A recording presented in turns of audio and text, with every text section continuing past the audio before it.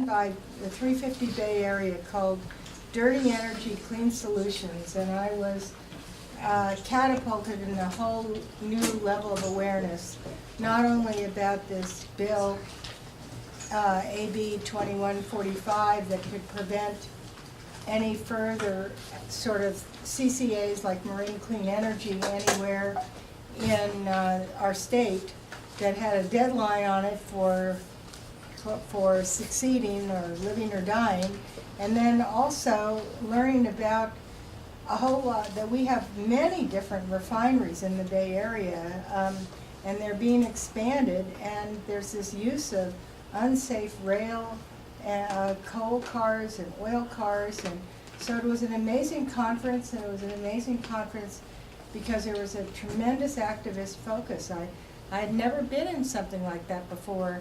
It was something where people really wanted to do something about it, and not just hear something about it and go home feeling depressed. So that was really delightful for me. You're going to take that away from us? and I got on board with this. So this is a little bit about the highlights of the conference, and I want to introduce Ken here. And I don't know if you want to bring You might Jess want up to just too. play this first. It's a 7-minute sampler from the So he's conference. giving us a sampler of it. And so if you missed it, this is your chance to catch up. Okay. Do we have the sound on? About a year ago, those of us who were climate activists with 350 Bay Area and our partners, we were fighting to stop bad things. You know, stop Keystone, stop coal, stop fracking, you know. And we began to ask ourselves, and people began to ask us, well, is there anything we can fight for? What can we tell people we need to do? And we began to hear about this guy, Mark Jacobson. Iowa and South Dakota last year, for the entire year, 28% of all their electricity was wind. There were no blackouts. And so it's just fiction what these utilities claim, because they've never done studies under these high I'll penetration. pause it for a minute, Phil. Let's see if we can get the other speakers set up. Why don't you plug that in? This side.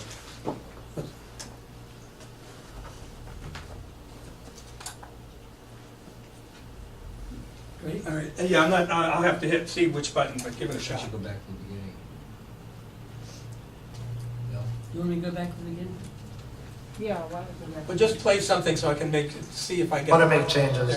If you really look at those numbers, Oh, good. then you understand that any fossil fuel generation over 20 years is going to cost us more than renewable energy, which is essentially, we're paying for the hardware, if you will, over 20 years, but the energy itself is free. So if you don't stabilize prices, prices go up. Eventually you have shortages that are significant, that the prices escalate so much you have economic, social, and political instability and chaos, in fact. It's low-income communities that will suffer. They'll suffer the health costs and the economic costs, and we can't let that happen. So if we really want an economical and sustainable energy solution in this country, we've got to get off of business as usual. For the last decade, they've been trying to prepare for being able to refine heavier, dirtier crude, not just from North Dakota, but from Canada as well, from different places, and they're going to try to do it by hook or by crook. The question is, can we overcome the powerful special interests that right now dominate the politics? The answer is yes. Actually, it's very insidious what's happening to our community right now. We're becoming ground zero for this heavier, dirtier crude. You know, in order to reduce your carbon footprint, it's not only the size of your handprint that you say, but I think what organizing against fracking is the size of your fist print against the oil companies. So communities need a lot more sustainable energy solutions, and they're either going to get on that train or the train's going to pass them right by. But what gets me out of bed in the morning is more the opportunity to be an organizer, and that right now in California we have, I think, what will end up being one of the most important fights that we have, which is the fight to stop fracking in California.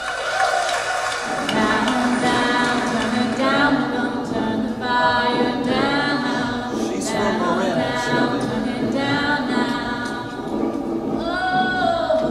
And that's the same thing we need to continue to build here, that steady drumbeat of opposition, so that we cannot be stopped. We are out organizing that. We are out you know, we have the passion that the industry doesn't have in the way that we do, and we're right. This is not just a fight against fracking. Oh no, this is a war.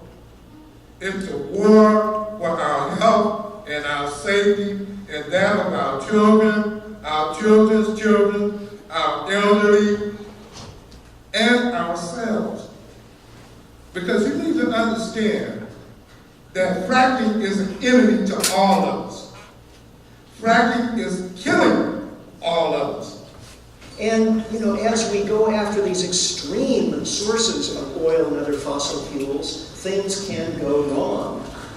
Okay, there were 5 workers killed at the refinery from an unplanned rocket launch of a tower, and the management convinced everybody but a couple of whistleblowers to go back and not shut down the unit because there was a pay-for-performance bonus had just been issued. And that unit was on a record run, and if they could limp it for 16 days, each worker was going to make thousands of dollars from that bonus.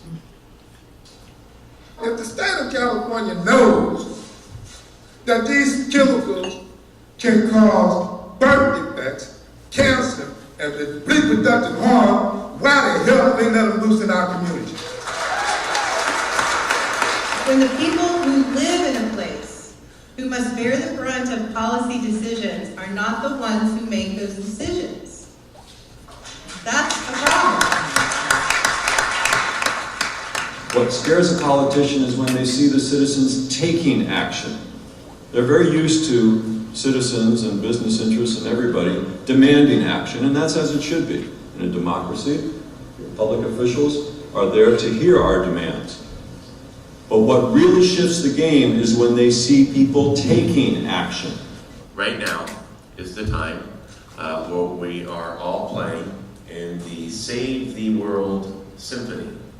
You don't have to play the same instrument as somebody else. You just have to know what your part is in the score. And then you just have to play it with all your heart. It's getting to that critical mass of people who are actually taking action, who are willing to go get arrested. That's how we, Bill and the others, put Keystone on the national media map. One way or another, we're facing the end of fossil fuels. But there's a difference. If we plan, then we get to choose how it happens. If we let the market take care of it, we end up in a situation where we're still dependent on fossil fuels, but there's no alternative. As a dad, thank you. Thank you for all you're doing. But I need you to do twice as much.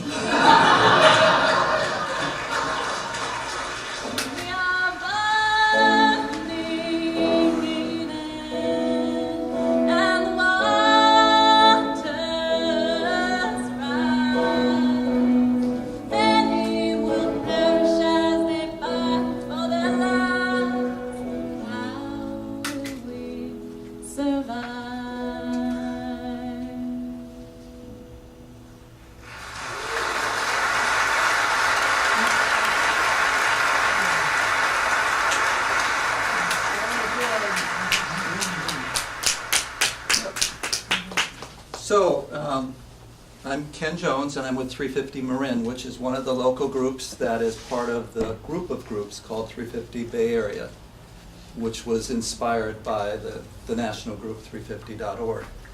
And we've been around, I guess, for about strongly for a year and a half, and I'm speaking with much less experience than Jess, who will be speaking later as a representative of Sierra Club, but she's even more of a representative of 350 Bay Area because she was there at the founding of it. But when we set up this, when we decided to do this conference, and we started planning it way too late, but it sure came together.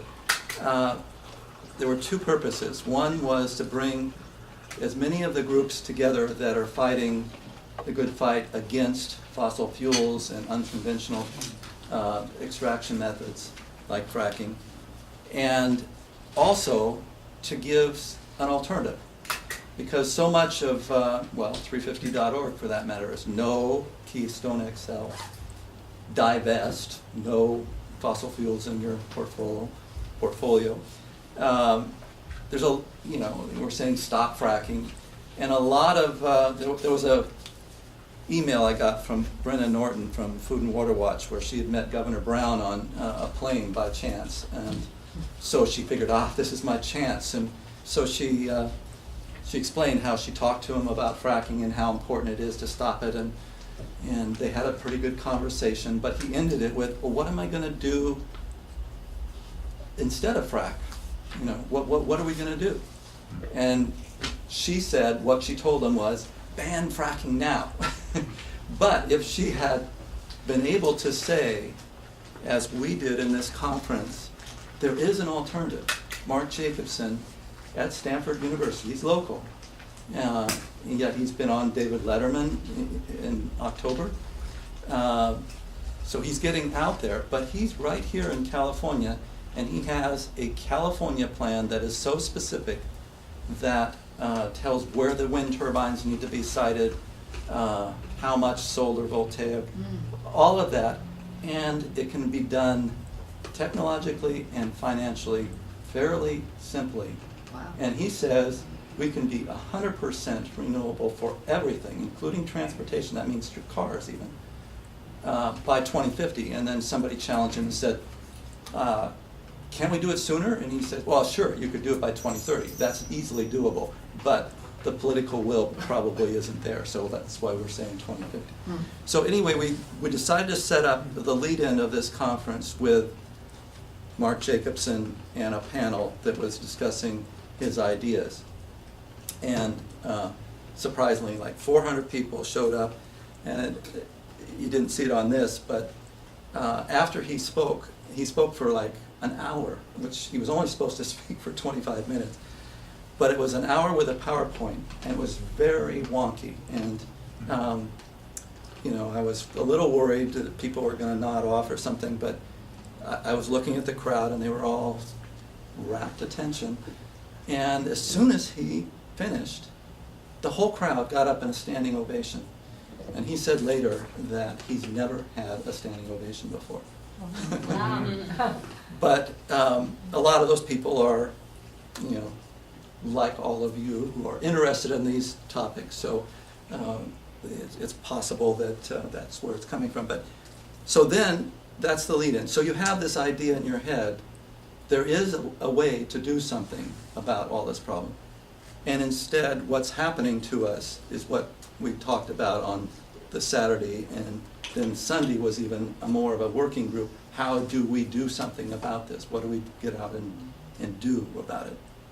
And one of those things was the community choice aggregation that we're going to talk about a little more in a bit, but also sort of a somewhat new discovery that we're finding out that they're bringing in a lot of Bakken shale oil, tar sands oil, and I think Jess is going to talk about even coal potentially into our Bay Area. And that can seem like even, I mean, that's bad enough. You know, we kind of think of fracking as being done in Southern California or kind of away from us, and yeah, it's a bad thing, and climate change is going to affect us, and that does have an impact on us, but you can kind of imagine while it's out there. But in actuality, they're bringing it right into our bay, and if what is happening to these trains it's happening all over, you've seen the headlines, they explode. And that's because they put chemicals in with the oil to keep it from turning back into hard sludge, because it's really dirty oil. And that makes it very volatile. So these old train cars that go way back are being used. And so we had these panels all through Saturday on topics like that. What is crude by rail? What's happening here?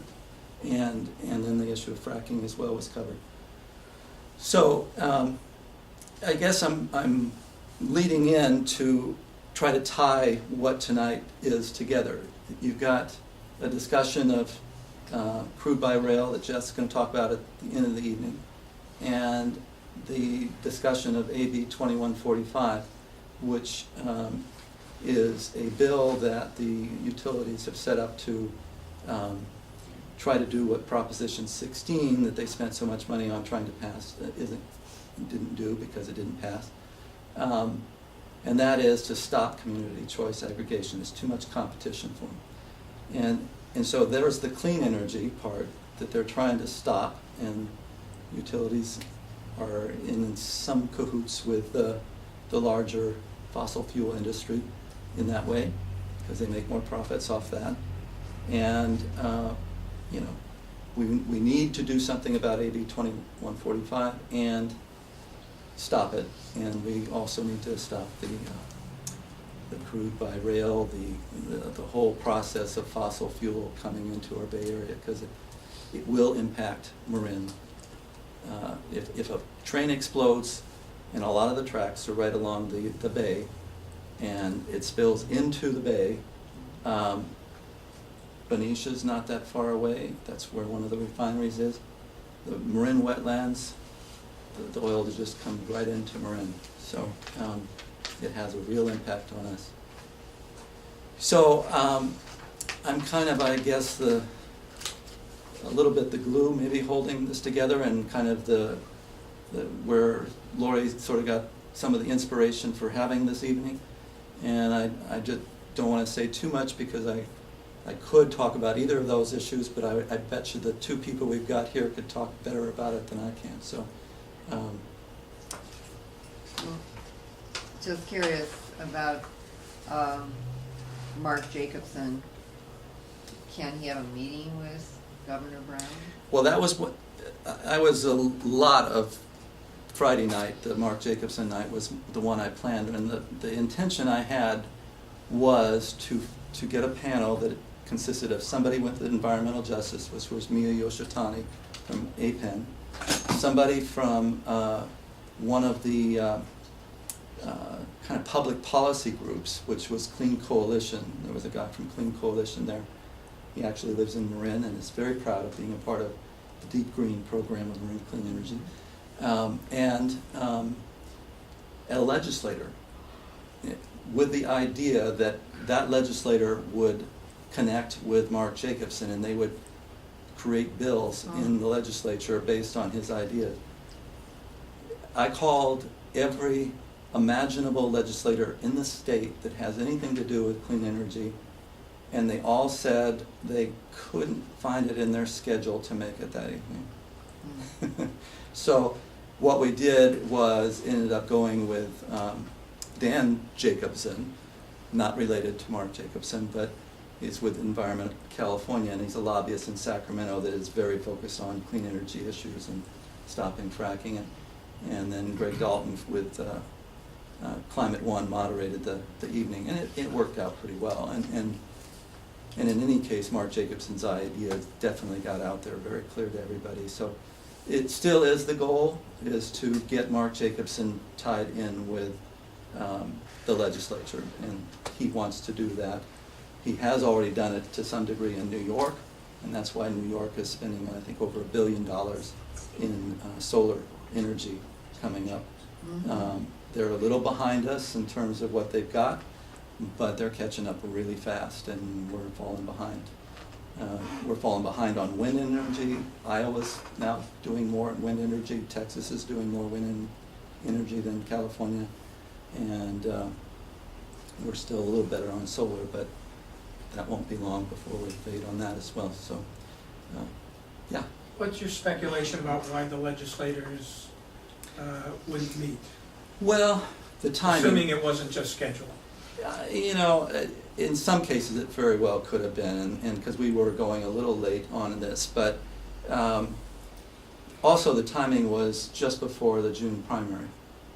And so there's a strategy here that Brown is playing, I think, to some degree, and maybe each legislator is thinking on their own, that they don't want to get out there with an X on their back with the oil companies, because even promoting clean energy could look like you don't really like us fossil fuel people, you know. So it may be some of that. I don't want to read too much into that, but we definitely have plans to. Mark Leno was the one that I originally went to, and his staff got on the phone and was on the phone with Mark Jacobson, somebody from Clean Coalition, and we were discussing just how we could develop legislation together. And the staff finally said afterwards that what we need is a groundswell of interest in green clean energy legislation. And so if you can get that going, then, you know, we'll be there. And so that was part of what we were trying to show them. Yes, there is interest, and there's also a 100% renewable clean energy resolution making the rounds in the Democratic Party that myself, Karen Hansen from the Green Democrats, and Damian Lusso from, he's a delegate up in the Davis area, wrote, and it's been sort of crowdsourced. We've gotten ideas from lots of people, labor consultant in Cornell, and it basically is based on Mark Jacobson ideas, and the goal is just tell the legislature with this resolution that the Democratic Party wants this to happen. So each of the central committees in the various locations around the state are seeing this come before them and talking about it and passing it. Quickly, because I don't want to cut short from other people. Who's the money behind this? The anti? The anti, which one? Which form of money behind it, huh? Yeah. Against community aggregation. Well, Southern Cal Ed and PG&E. The labor unions as well, though some people believe that the labor unions have been brought in and it's a portion of the labor unions. It's not all of the labor unions, and it's even not all of the locals of a particular labor union. So it may be that there's some sort of deals being made with the utilities and some of these labor unions to stick their neck out too.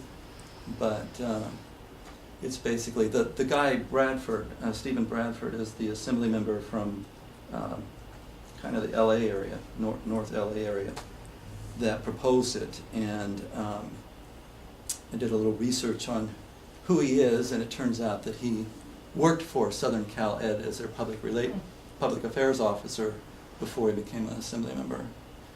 And his chief of staff was sort of in a similar kind of position with PG&E. So, you know. So, why don't... Can I just say something? Sure, go ahead. Sort of segue in each one. So I really want to thank you, and I just was so grateful to be in a conference where there were activists and there were posters all over the walls, you know, and I just want to remind you, because we're going to go into the dark side after Sean presents some things, is that taking action is your best solution to cynicism or depression or just wanting to keep it away from you because the world is getting worse, you know? And we live in this world, and no matter what, you're going to still be affected, all right? So I really can't encourage you enough to do that, and I made that choice to become an activist because I felt dismayed with our world, and I feel much better. And there's some other people here who've made these choices, and I'm feeling excited and happy that I see other people perking up.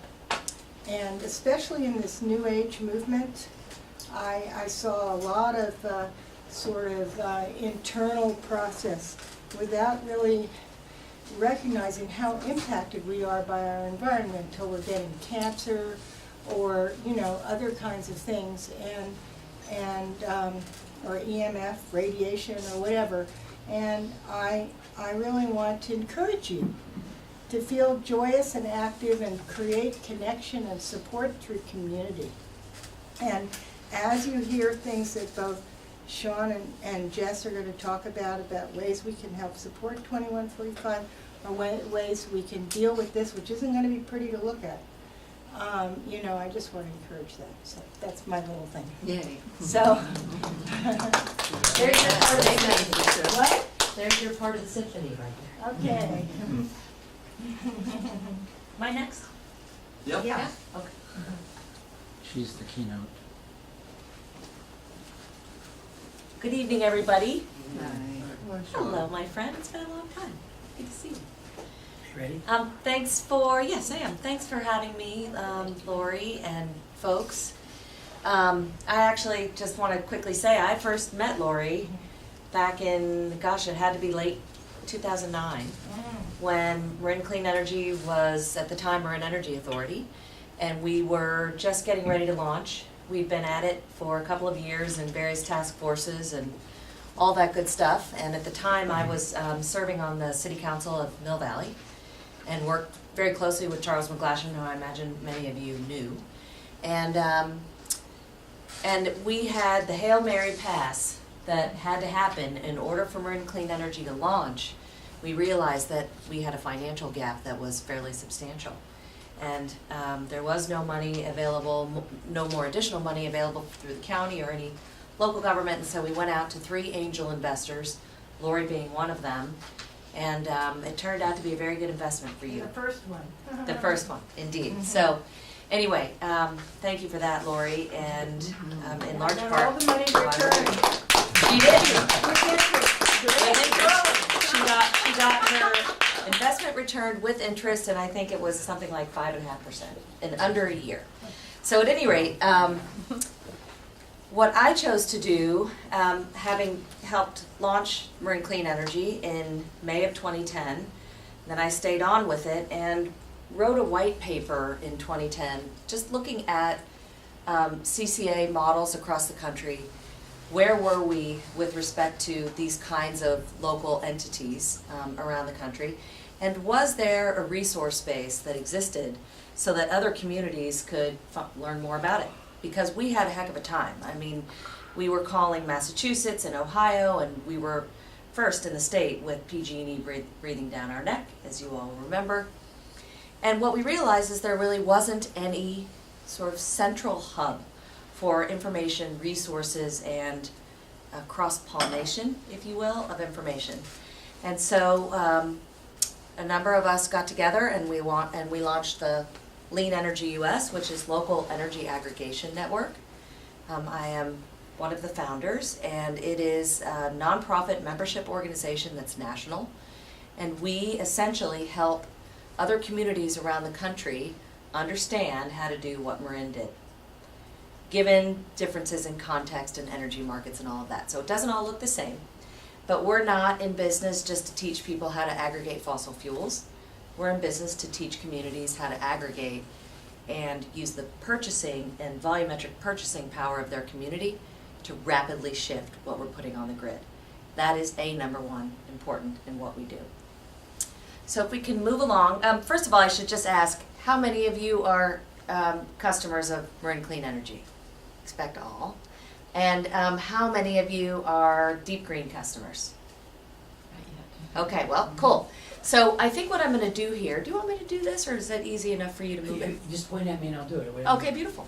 I'm going to cruise through these slides because I think, given this crowd here, I definitely don't need to run through CCA 101, but I'm happy to answer any questions that you have along the way. So let's go into the first slide. You all have seen versions of this. I'm just going to remind you that what we are doing on your behalf, as now all of the cities and towns in Marin County plus the city of Richmond, we are now taking care of the source of the power that is put on the grid on behalf of all of us, residents, businesses, and municipalities. PG&E is our partner. This is a shotgun marriage. It remains tricky. Since SB 790 passed in 2011, that partnership has gotten a little better. Mainly, I think what's really happened is that the difficulties have moved from being very public and very nasty, like what we experienced in Marin, to more behind the scenes, and frankly, a lot more activity at the CPUC and what we see right now at the legislature with 2145. So I would be naive to say that it's all hunky-dory and everything's fabulous, because it's not. The play space for the game just changed. It took it out of the public eye and took it into the regulatory commissions and the legislature. Next, please. So we talk, you all know this, but when I give this presentation around the country, we really talk about why it matters what we do. Because as I said before, aggregating power is not anything that's particularly innovative. What Mark Abramson talks about is innovative. What all of you are doing is innovative. It's what CCA can leverage and integrate and expedite more quickly that's really innovative. So we talk about all these things. It's responsive to whatever the locality wants it to be. And we'll talk in a minute about what Sonoma's doing that's different than Marin. And that's the beauty of CCA. They can all be a little different depending on your community. It offers us a choice where right now we absolutely don't have any. Monopoly utilities up and down the state. It's revenue supported, not taxpayer subsidized. This was a big deal when we were launching Marin Clean Energy. You all might remember. People were really freaked out that this was just another government scheme and that it was going to be this big bureaucracy and be very expensive on the taxpayer's back. Not true at all. So what happened was we did have loans from the county and loans from our angel investors. All of those have been paid back and refinanced. And the agency is now 100% revenue supported. So it's a self-funding operation. And that really matters when we go out to talk to local elected officials. They want to understand and make sure that it's not hitting the local general fund, or it's not, you don't have to issue general obligation bonds or do something that's very expensive on the taxpayer's back. So we find that a really pretty cool market feature of CCA. Stable, often cheaper electricity rates. We'll talk about Marin's rates right now in case you don't already know what they are. We'll talk about Sonoma's rates. In other parts of the country, communities are saving up to 25% on their electricity bill. We don't have the same level of savings here, but we also have a much higher degree of renewable energy in our portfolio. So that was the trade-off that we've been making. As you know already, it allows for rapid switch to cleaner power supply. I'll stop here and tell a pretty cool story. The city of Chicago is now the largest aggregated city in the nation. They have not, I know, it was terrific, and they have not, they're structured differently. So it's a retail energy market.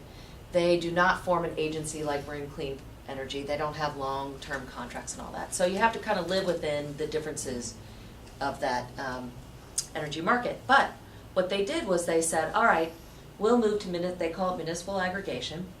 We do not want any coal. So that's huge in the Midwest to say, we're going to eschew coal. And they ended up with double the amount of wind and a lot of natural gas, true. But they ended up saving overnight. They did their switch in 5 months' time. It takes us 7 years. They did it in 5 months. Much better. Saving 25% for their ratepayers and reducing their greenhouse gas emissions by 16%. Literally when they flipped that switch and the difference they put on the grid. So that's 1 million customers right there. So that really talks to this ability to accelerate the transition, and there's more to do in terms of innovation. And then leverages public and private sector dollars. You guys know in Marin we have a fairly robust electric vehicle charging station program. Marin's also getting ready to launch a Soul Shares program. We've been talking about that forever.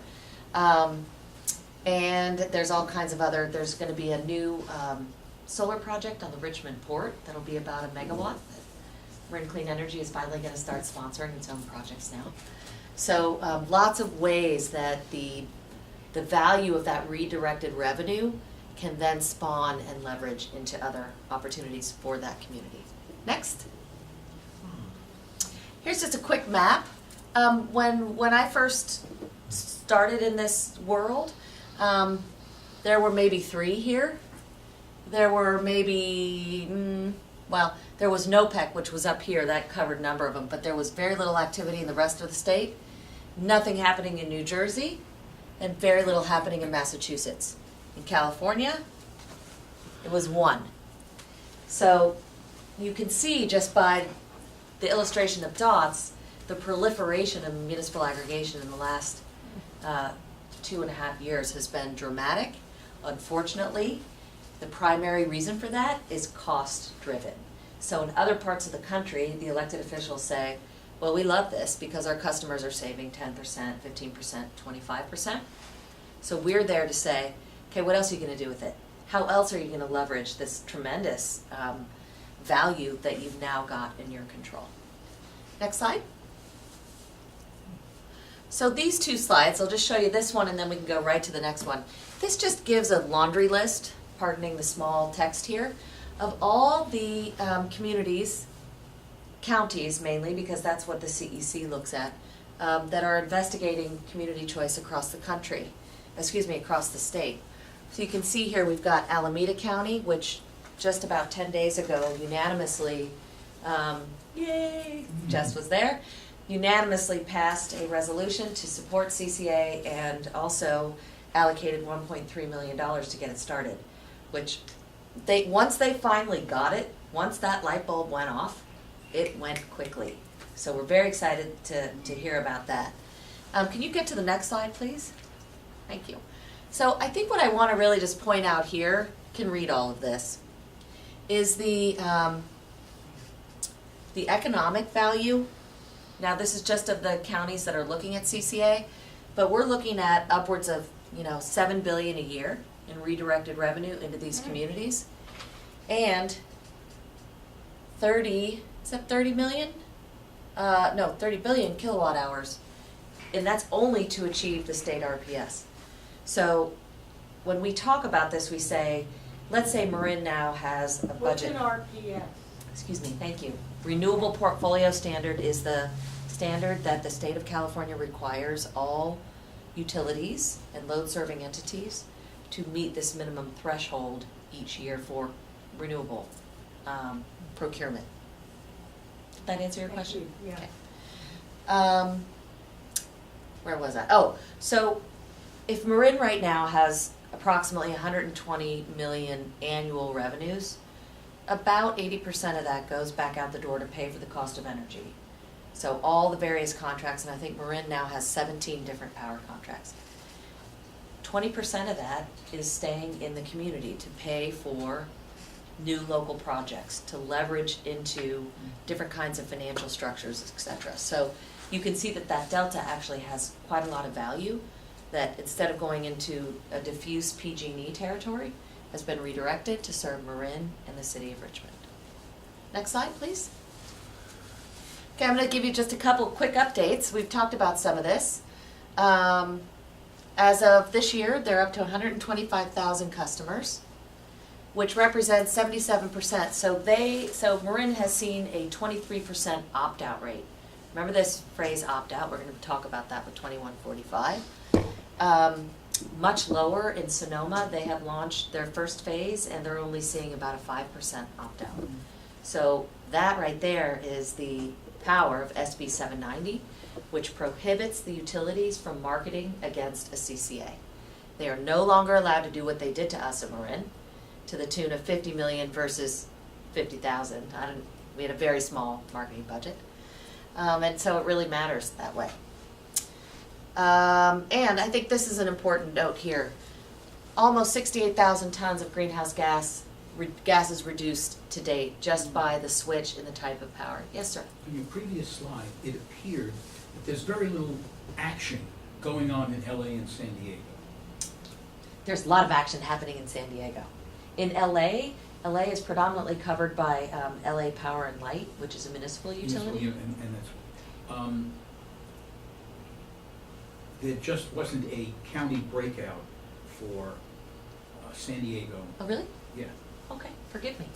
There should be. Okay. We can go back and look Next at it if time. you want. Thank Let's you. go back and look. It should be there. Is Marin Clean Energy and most of these other CCA entities nonprofits, municipally run? Correct. What percentage is nonprofit, what percentage is municipally owned? All community choice programs in the state of California will be nonprofit public agencies. They are not private sector. And they are always sponsored by a municipality. That's the gateway, or group of municipality, but that's the gateway. I think that's the only sponsoring entity that's statutorily allowed. But not actually run by a municipal agency?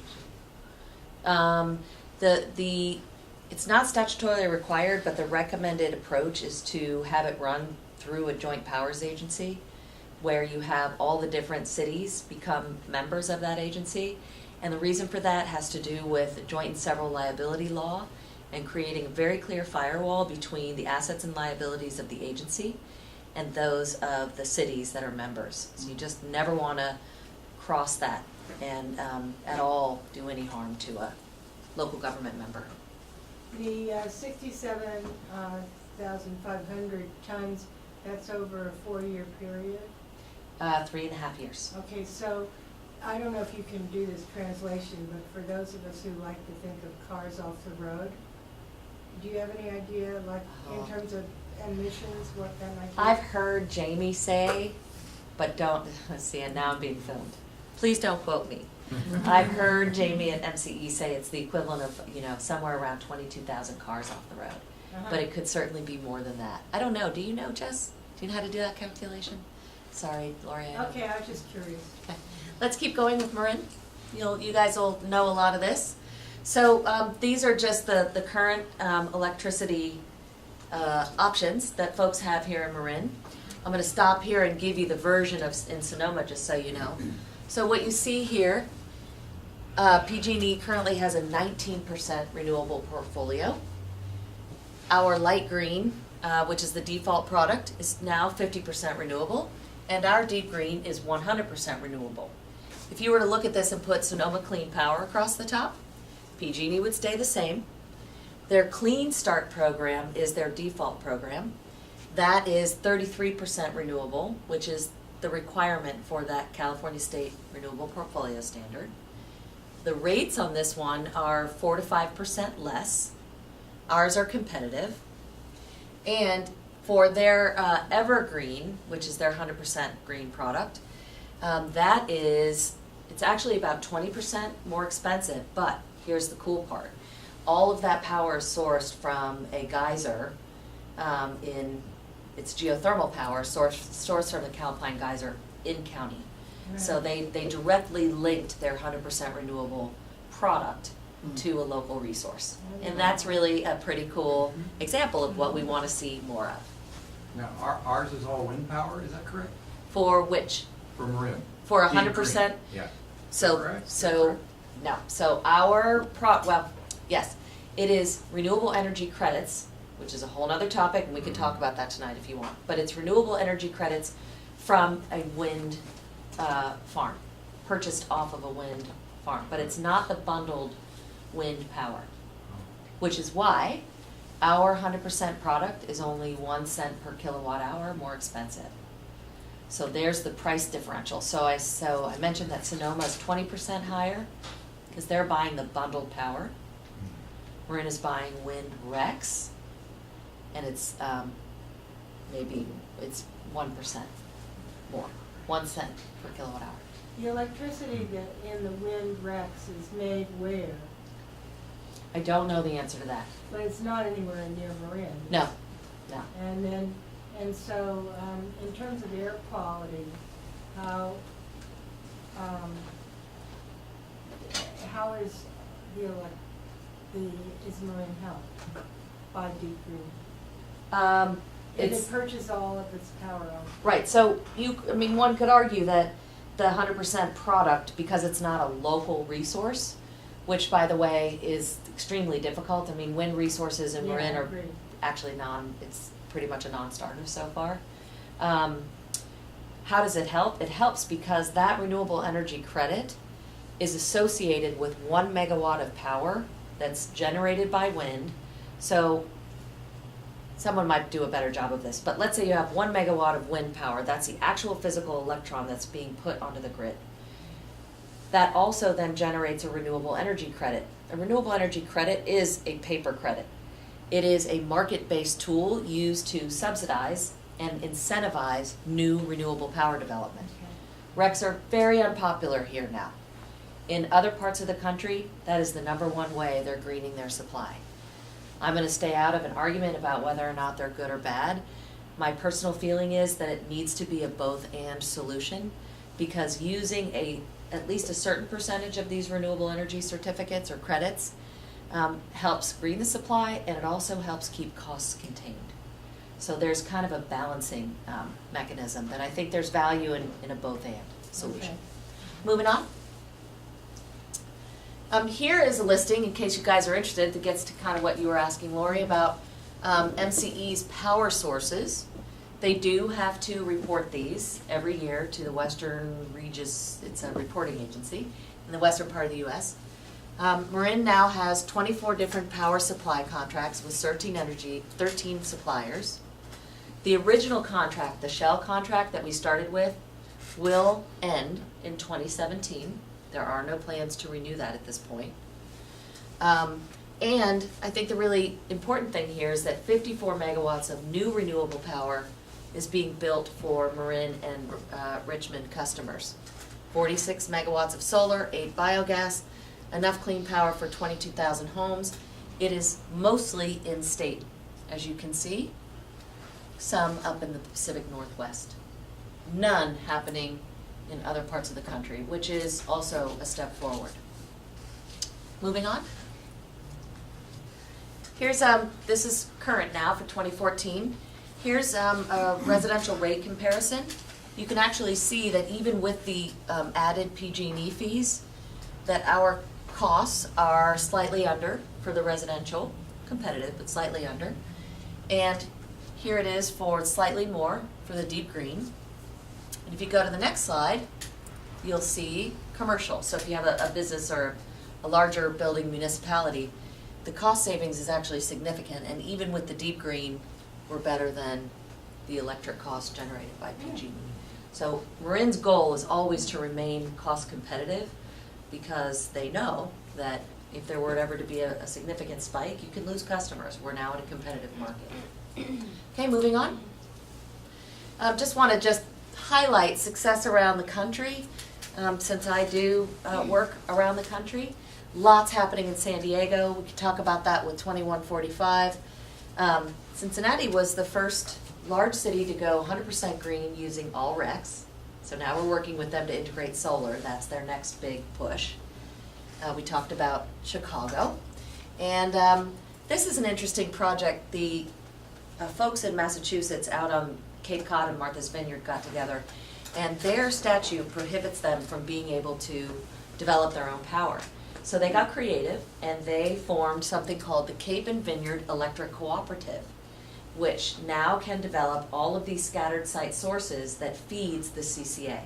So it's linked, it's organizationally separate, but linked in a very innovative way to kind of do a workaround the statutory requirements. And they've got 36 megawatts of new solar under development. So, yes, sir. Regarding Sonoma, why would limit, I mean, it seems intuitive that the geyser would be cheaper, is it, because you're kind of eliminated a middleman, but is it more expensive because getting geyser energy just costs a lot more than oil or coal? I'm assuming yes, but I don't know exactly because I wasn't involved in the contracting for that. But I would assume that most renewable resources, with the possible exception of solar right now, is generally more expensive than natural gas. Natural gas is definitely at a historic low. Okay, so let's move on to 2145, unless there are any other questions. I know we have a speaker from the Sierra Club, but I'm curious how the key partnerships are working together. Oh, good, thanks. Sierra Club's awesome, not just Jess, but around the country. Lean works with Sierra Clubs in most of the states that we are involved in. Sierra Club really is expert at grassroots advocacy, where Lean is more the central repository of information sharing.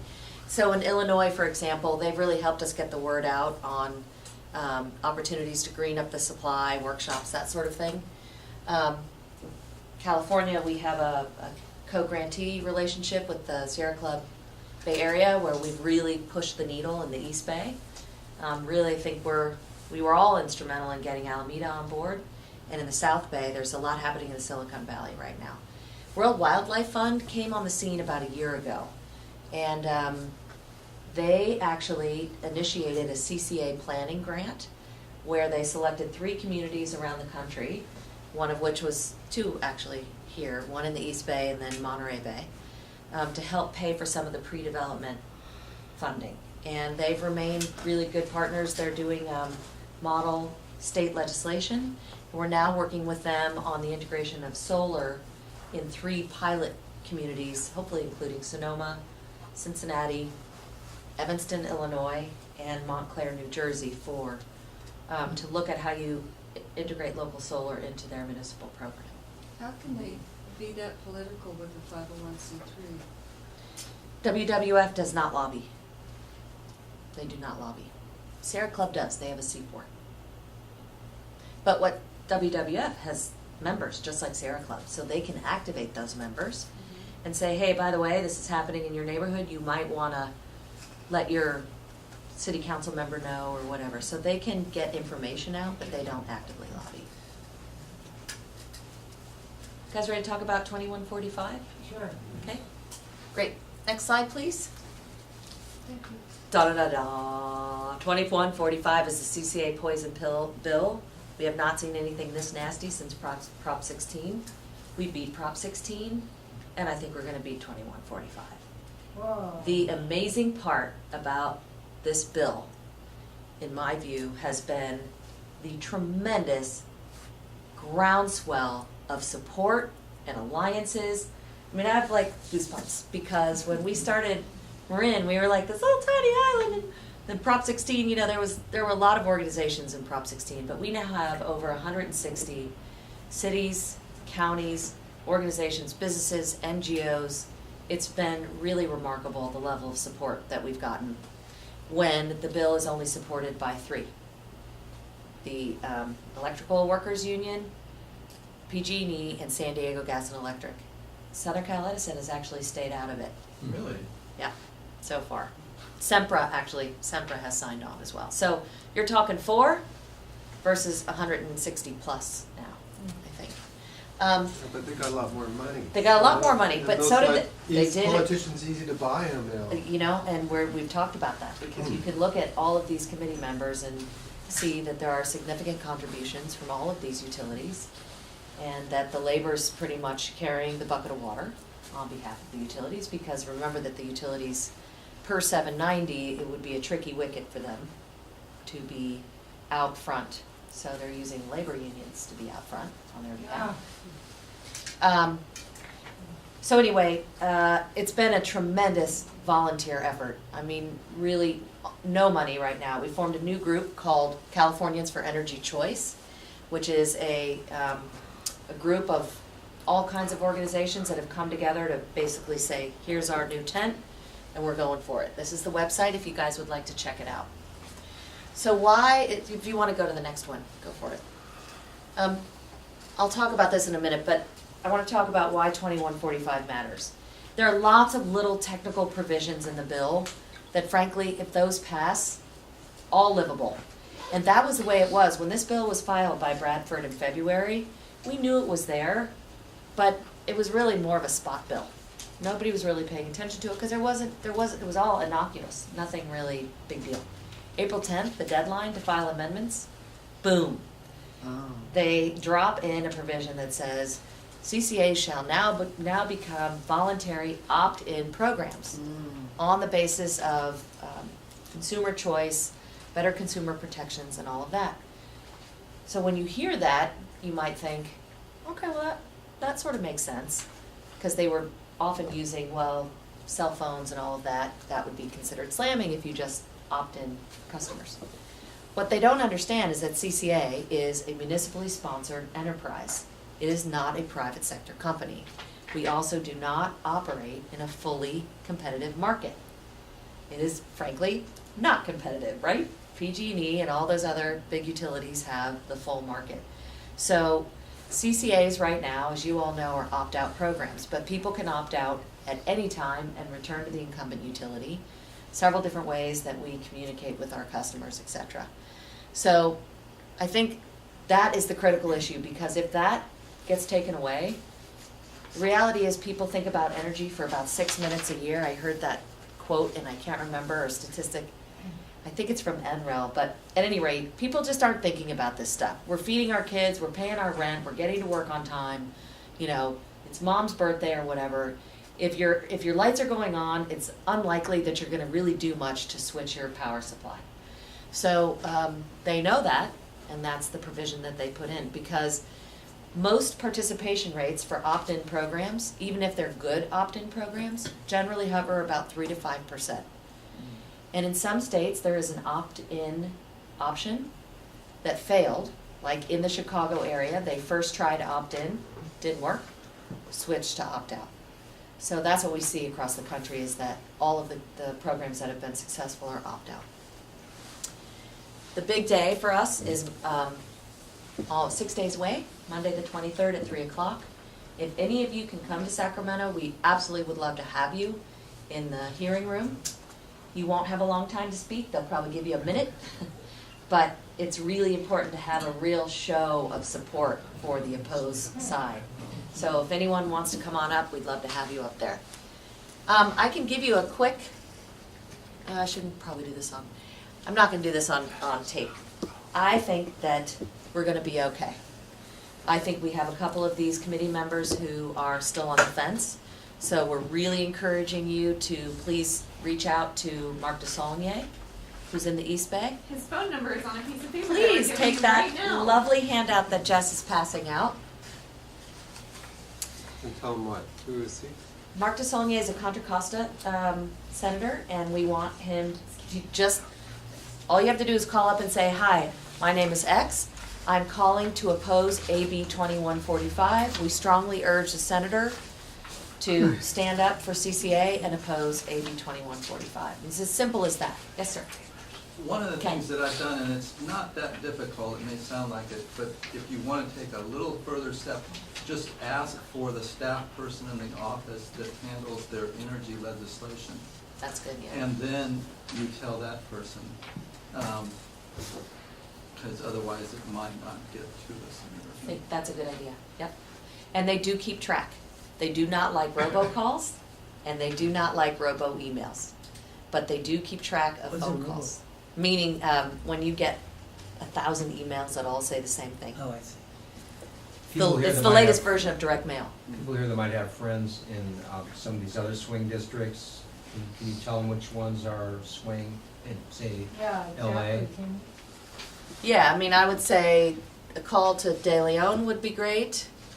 Anthony Cannella, Marty Block, Gene Fuller, and Can you go a little Padilla. slower? I called up Bradford, the guy who created it, and I told him he was fired. Marty Block and who? Padilla, Alex Padilla, Gene Fuller, Marty Block, Cannella, these first four up here would be worth a phone call. I talked to Peg Mitchell of 350 San Diego about Marty Block, and they feel they've got him. They've Yes, spent sir. time in his office talking with him, and they feel like he's on board. Right, and the great news we just heard tonight is that the San Diego City Council voted tonight to oppose 2145. And the county of San Diego recently issued an RFP for regional renewable energy plan, of which CCA is a piece of that overall countywide plan. Yes, sir. I don't mean to be fatalistic, but there was a fellow by the name of Cantor who recently thought he had his election in the mail. Right. So I am. Still worth the calls. I'm not enthused when you say we think we got that. When we got it, we got it. I agree, I hope I You know what didn't say mean? we got that. I'm just, Totally. Yep, yep, smart. Yeah, I want to say that I heard that this really bombed in the assembly. It did. And I think there is a much more urgent need. And an urgent need to step forward, and I contribute some money to support phone banking just tonight, because, and this is something you can participate in for like an hour and a half to 2 hours, right from your own home, and Jess will tell you about it. Because you know, when we passed, when we worked to say no on Prop 16, a whole bunch of us were calling Southern California. And people were just so happy to talk to us because we were just ordinary folks, we were volunteers, we were not like some kind of paid guy who's reading. Yes, some people were reading a little script, and some people were just saying, you know, very basic things like, do you want to get to determine your own energy, or do you want to just be part of a monopoly? And things like that, and it really made a difference, okay? So I wanted to encourage you to experience how light you feel after you take an hour and a half to 2 hours of your time this week. and contact Jess. Yeah, it's over on Monday, so we need to make these phone calls on Monday. And Mark DeSaulnier, the senator from the East Bay, is actually running for George Miller's congressional seat, and this bill is showing us where people come down on the line, environment versus listening to corporate, big corporations.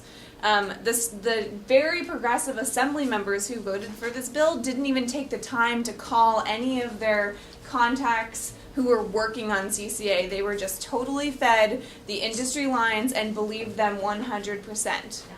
Even the most liberal people in the assembly, which is why we are making sure that we get hundreds or thousands of phone calls to these swing senators, because we need them on our side. Are you working editorial pages?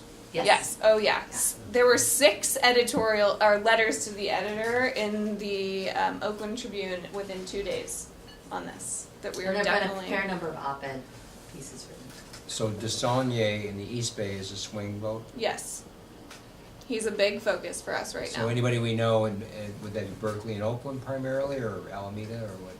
Contra Costa. It's Contra Costa and Livermore. But the other, what Lori's talking about is, we have a list of 11,000 people who are environmentally minded in his district. We need help calling them within the next 6 days. I can set you up with an auto dialer at your own home, which means you just stay on the phone and it switches you over to calling different people of that list of 11,000. Awesome. And those are all people, his constituents, which he will listen to if we get them to call. So that's where I need your help, is making phone calls to people that live in his district to contact him. So how do we sign up? See Jess afterwards. I'll put a little, or I'll give you I'll get your information over there at the end. Right, and I just want to know, you're going to see some of the oil trains and coal cars and, all this sort of thing, slideshow shortly. And I want you to know that I saw a big sign for him, on one of the chain link fences for one of these big petroleum companies. So I think you'll really make a difference, and when you may feel depressed seeing what she's going to show you, but you can make a difference, okay?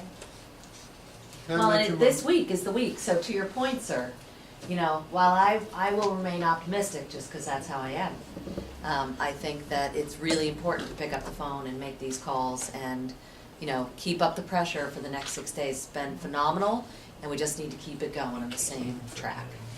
I want to mention too, a lot of these politicians are getting Facebook, LinkedIn, Twitter, and blogs. And when I've gone to some of their Facebook pages and posted, and they're being followed by all their friends and relatives, and they've posted things that supporting energy and posting the dirty laundry that they did.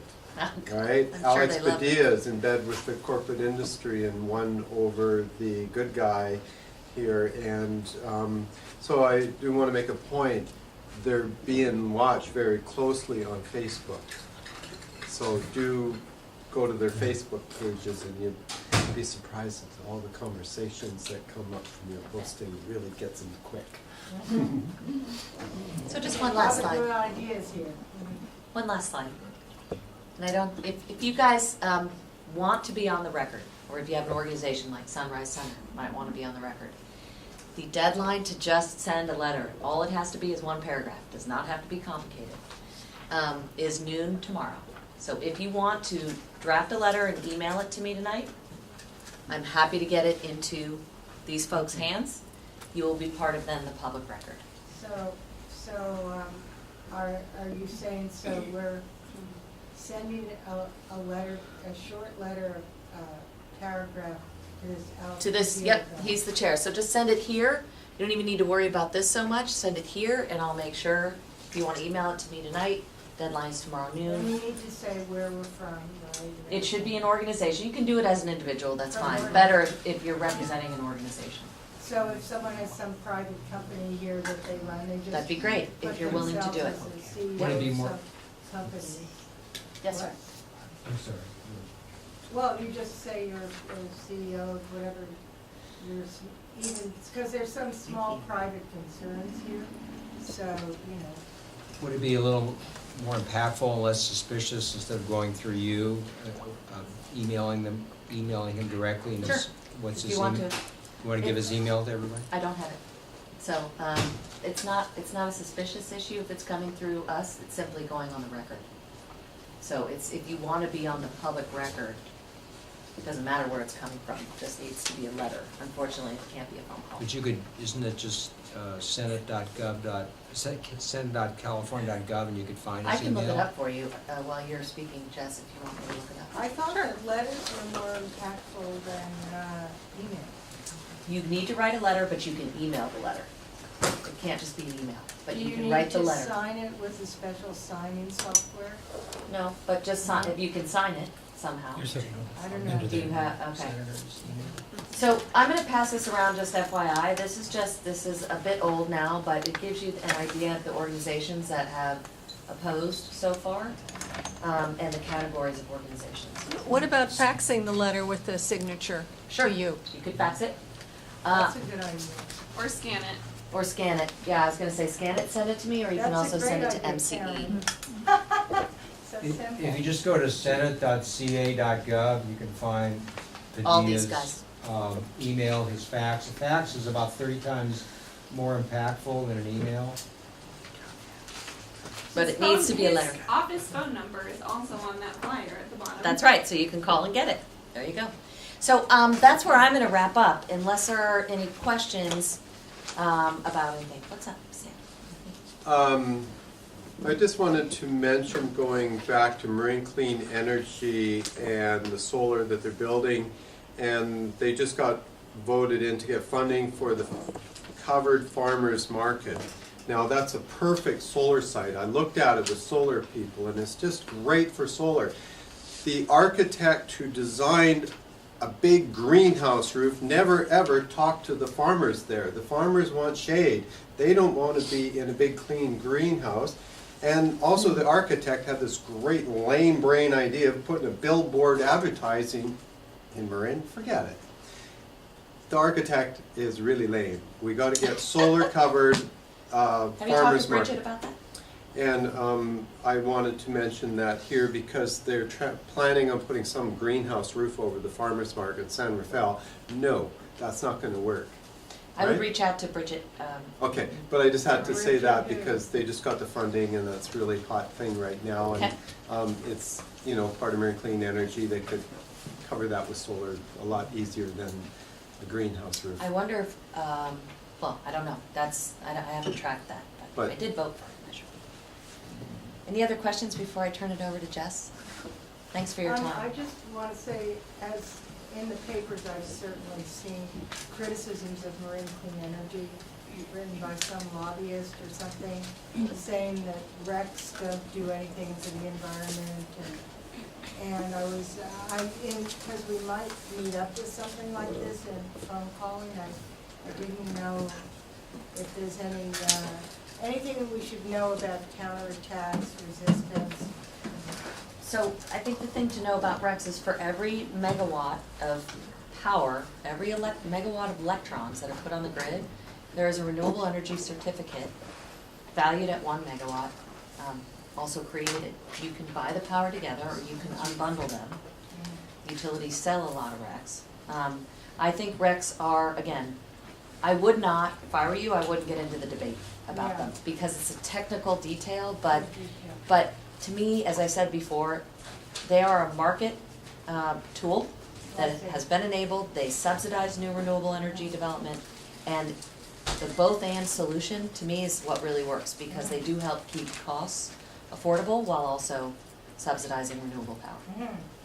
I just wanted to mention to you as well, I did some research and the Electricians Union, the IBEW, is sponsored by PG&E in the name of $250,000, something like that. PG&E gave to that Stern Hunter guy. Do you know that for sure? Yeah, it's an investigative reporter from some newspaper that you know, would really throw mud in the face of PG&E that, wow, yeah, they paid him to do this. If you have a link to where you I see that emailed number. it to you actually, and To me or to Dawn? To you, I don't know, never met you before, but let's Okay. look it up again. Yeah. I can easily find it in Great. the emails, that one of the investigative reporters was on this whole thing, really big in why it came up in the first place, and Great, great to trace that back. Sean, do you have a recommendation for, what are a couple short key points to put in the letter to send to Padilla? Yes, and in fact, if you want, I will send tonight the sample letter to Lori, but also, if you go on this www.no2145.org, there are several sample letters on there. You could just cut and paste. And it's in the middle of this logo on the back of the flyer. You cannot miss the website. Yeah. You want to give your email address off? Sure. Mine is Sean Marshall at leanenergyus.org. It's on that next slide if you want to go there. How do you spell Sean? Right there, SHAWN. That was the last one. Yep. Okay, I'll clear the space, thank you. Thank you. Could you make that big again? Just want to get it on here. Could you make that big again?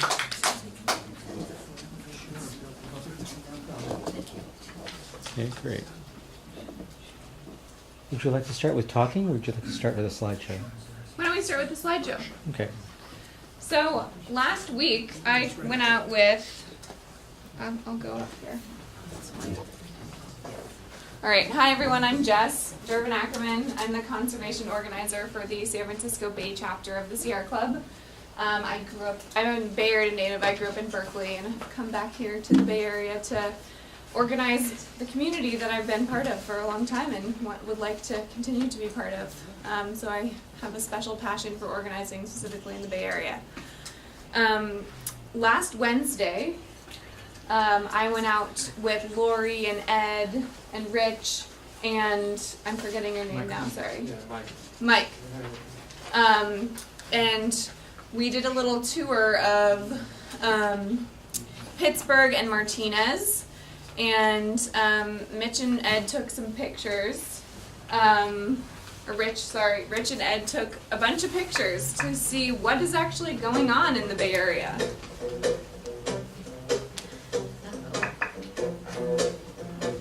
That was a nice part. So this is actually the proposed site for a mega oil terminal in Pittsburgh, California, on the Carquinez I Street. can't hear you over the music. Okay. Sorry. So this is the proposed site for a mega oil terminal. It's an old PG&E power plant that's been dormant for 15 years.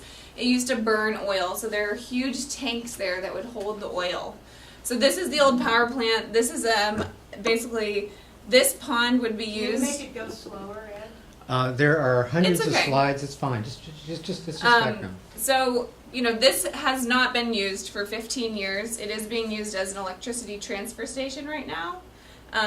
But these tanks are dormant and there's nothing in them. So in the 15 years since this power plant was retired, more housing has been built closer and closer to the fences of this facility. And right now there's a street basically between the facility, just the length, basically the width of 2 cars between the fence on the side of this facility and brand new homes. There's also one school that is against the fence next to this facility, and they would want to bring in Bakken shale oil and tar sands to these tanks.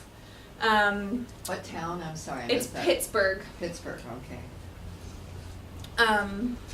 So they would want to bring in this extreme oil by rail and by ship, put it in these tanks, 2 of which are planned to be heated, so we know for a fact that they want to bring in tar sands because that's the only kind of oil that you need to keep heated in order for it to move, or crude, sorry. Lori liked those pictures because, there's a park that's right along the waterfront on the side of this facility, and it obviously says, do not go in the water, we don't know what's in there. There was also a picture of a marine terminal coming out from the facility where they would bring the ships to offload the oil. So this facility right now has 16 tanks, and it actually already has pipelines that connect the facility to 4 of the 5 Bay Area refineries. So they would bring in the oil by ship and train, and then pump it to the That's a house refineries. close to the rail. Right. So these are the rail lines that these rail cars would go down, full of explosive oil. We found a lot of petroleum gas cars sitting along the sides. In Pittsburgh, they're just being stored there right now, even though they're farther east than any of the refineries. So they're just using this, these extra rail lines basically as storage. We have no idea if these are full or not, but liquid petroleum gas is very flammable. And if there were any kind of accident, there's an Amtrak train going right past here. They run exactly, on 2 train tracks right next to each other.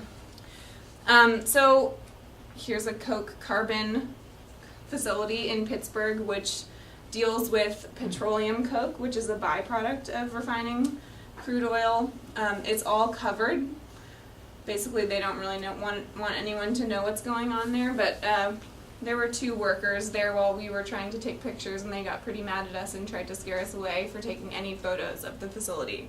So we have the Koch brothers in our own backyard in the Bay Area that are doing very well with their industry, because as we've run out of conventional oil, like Alaskan North Slope, which we've been getting from Alaska via marine vessel, we're going to these more unconventional fuels, like the Bakken, which is what was being carried through Lac Megantic when the train got loose from its brakes and went through the middle of a town in Quebec and killed 47 people last July 6th.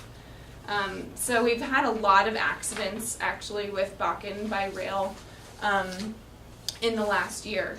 And luckily unfortunately there was one huge fatal accident, but luckily none of the others have caused any human fatalities. They have caused incredible damage. And we've seen that it's just any tiny thing that's on the rails that will cause these to derail, and they automatically explode when they derail. Their pressure point is very low. And so the Bakken shale oil is explosive because it is it's a product of fracking. And that's similar to what they would want to do in California, which is getting oil out of our Monterey Shale by fracking. So that's actually the reason it's so explosive, is because there's all kinds of chemicals in there that were in the frack fluid that never were siphoned out of the crude. They're just included in there, that are very explosive and flammable, like benzene, which is also toxic to us. Well, that was a spill area there that was shown. Yeah. So these are all still pictures of Pittsburgh, the potential site. So this project was proposed over 2 years ago, and we have continually delayed it.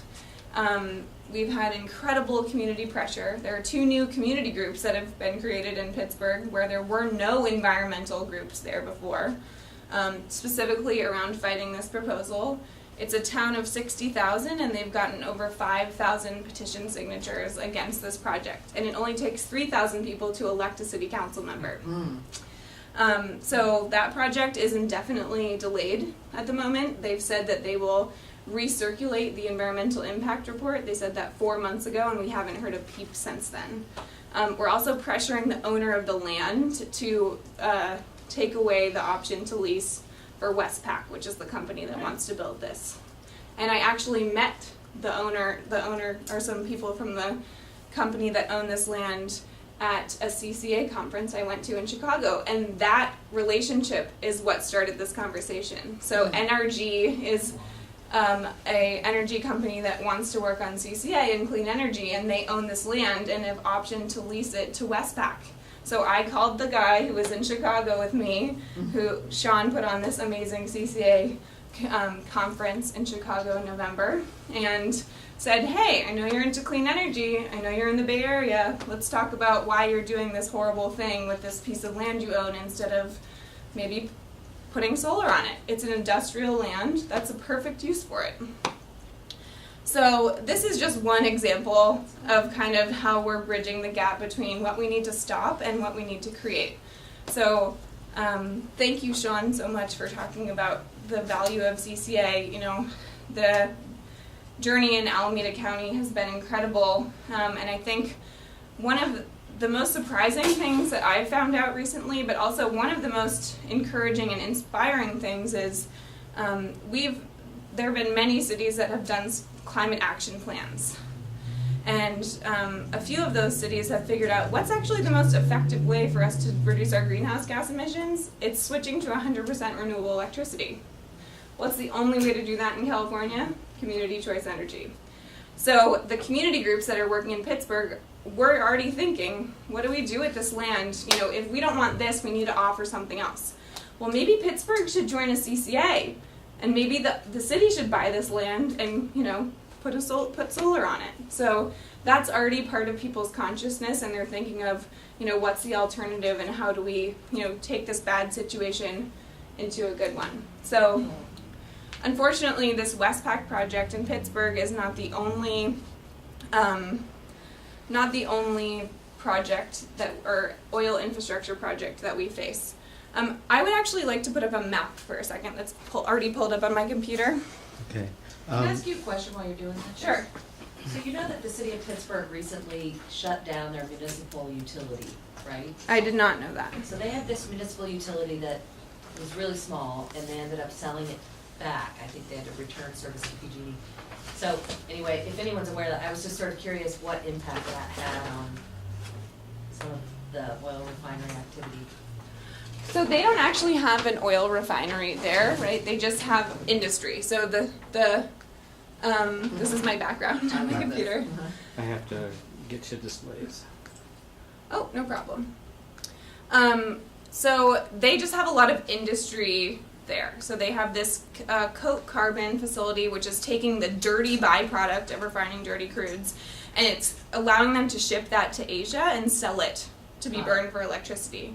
So this byproduct, petroleum coke, acts and looks like coal. It has worse impacts for climate, and it's actually illegal to burn in the United States, but it's not classified as a waste product. It's classified as a byproduct, so they can still sell it, and they don't have to handle it as carefully as it would be a waste, because it would be considered a hazardous waste. Aren't they using coke though to power the Chevron refinery? And it's illegal, but they're actually burning coke there? So sometimes in refinery operations, the coke is burned off, but it's not actually being used in a power plant to create electricity. So this is the map that I wanted to show you guys. So here, this is the potential Westpac site. So just to give you an idea of where all this stuff is, right there. Pictures of. Yes, so these are where all the pictures are from, right on the waterfront. So this is where it says, do not swim here. There's a huge wind farm right here. So whenever you go out there to look at this potential site, you're like, how ironic, you know. We have this one of the largest wind farms in California is here. It's the huge wind turbines, which are actually the safest for birds because they have large turbines and they run very slowly. And then all of this oil and nasty fossil fuel infrastructure, you know, across the way. And how old is that? I mean, some of those refineries have been there for a really long time, right? Right. So what are you guys asking? Are you asking them to retire those refineries? Not yet. Okay. Not yet. So, That's next. this project is the largest threat because it actually would increase the capacity of all the refineries by 1/3. And we're seeing expansion projects or retooling proposed at every single one of these 5 refineries in the Bay Area right now because there's this switch going on from conventional to unconventional fuels. And the unconventional fuels have more sulfur and nitrogen in them. They're harder to deal with, and they produce extra byproducts with those sulfur and nitrogen, like more LPG, which liquid petroleum gas, and more petroleum coke, which is the really dirty stuff. Yeah, I just wanted to ask for a show of hands, how many of you knew about every one of these refineries here? I didn't myself, and when I saw that on your map, I was shocked. And that's what stimulated me, between that and the coal and oil trains, linking all these places.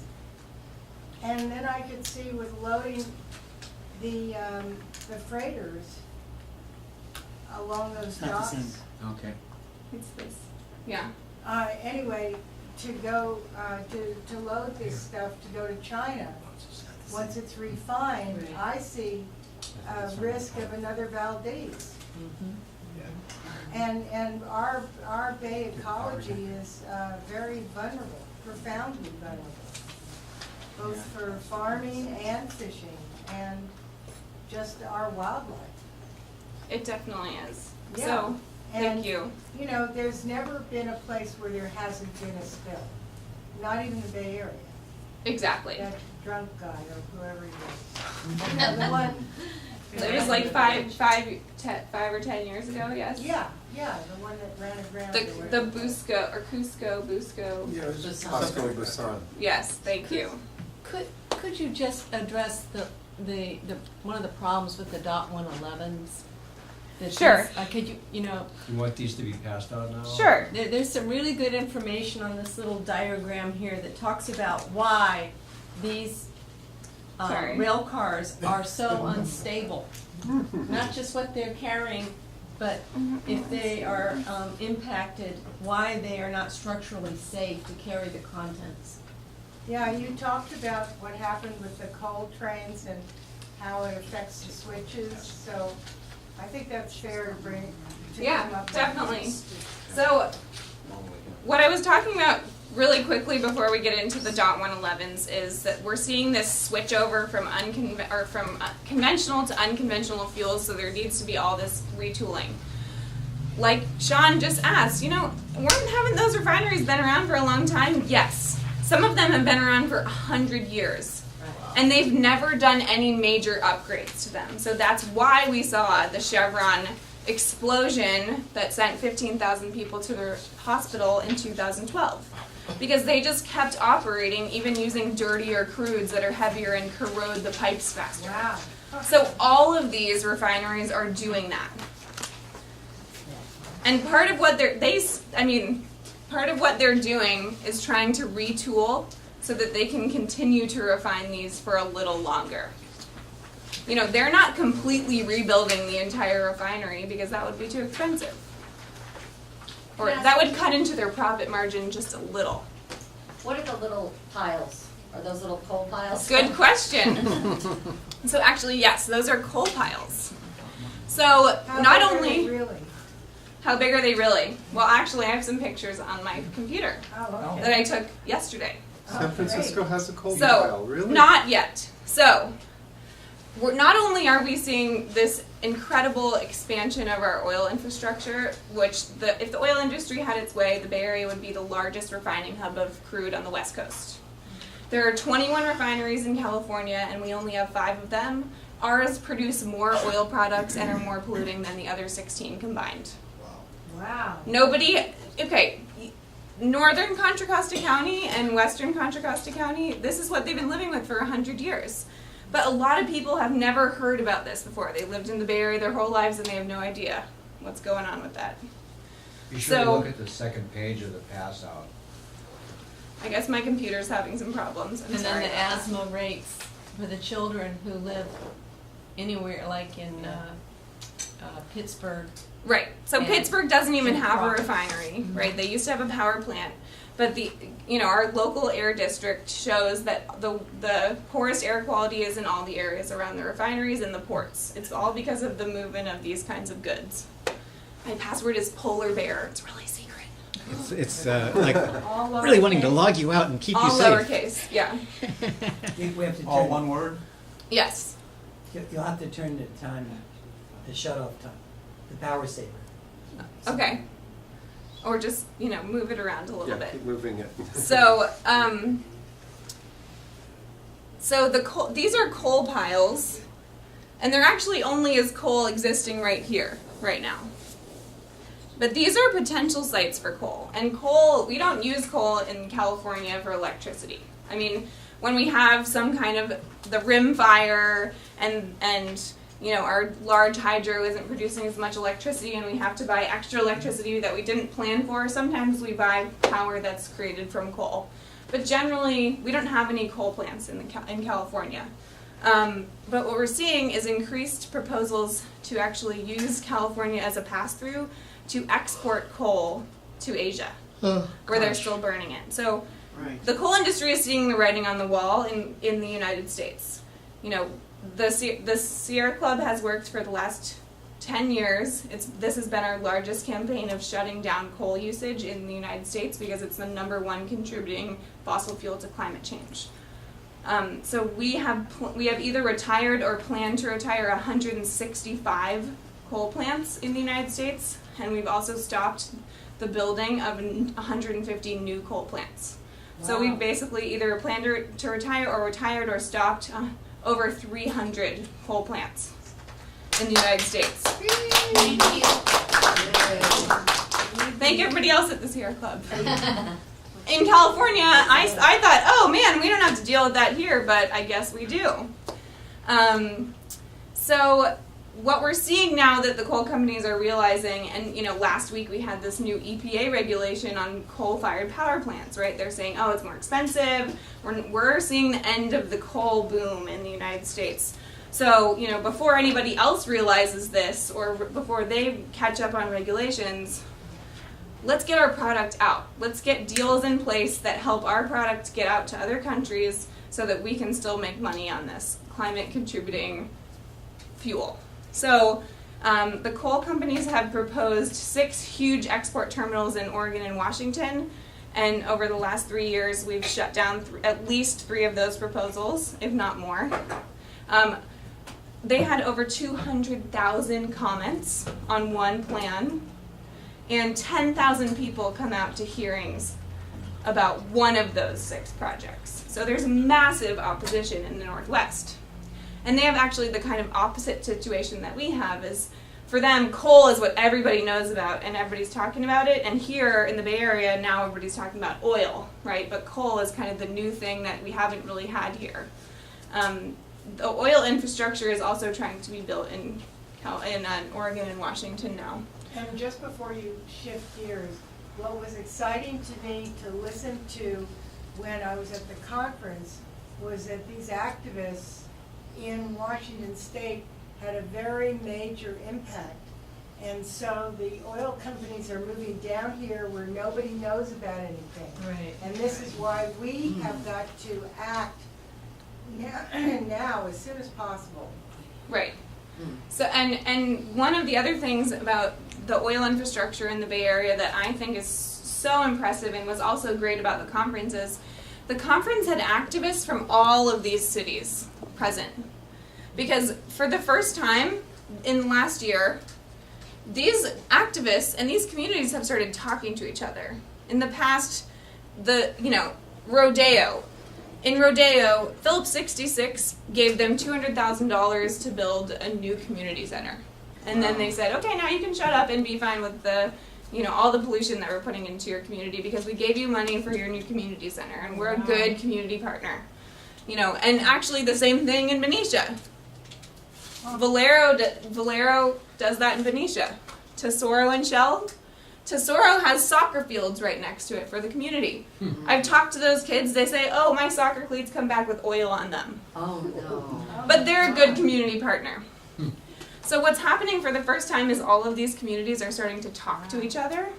And they're going to each other's meetings and they're supporting each other. And they're saying, oh, no, we're not going to be divided and conquered anymore.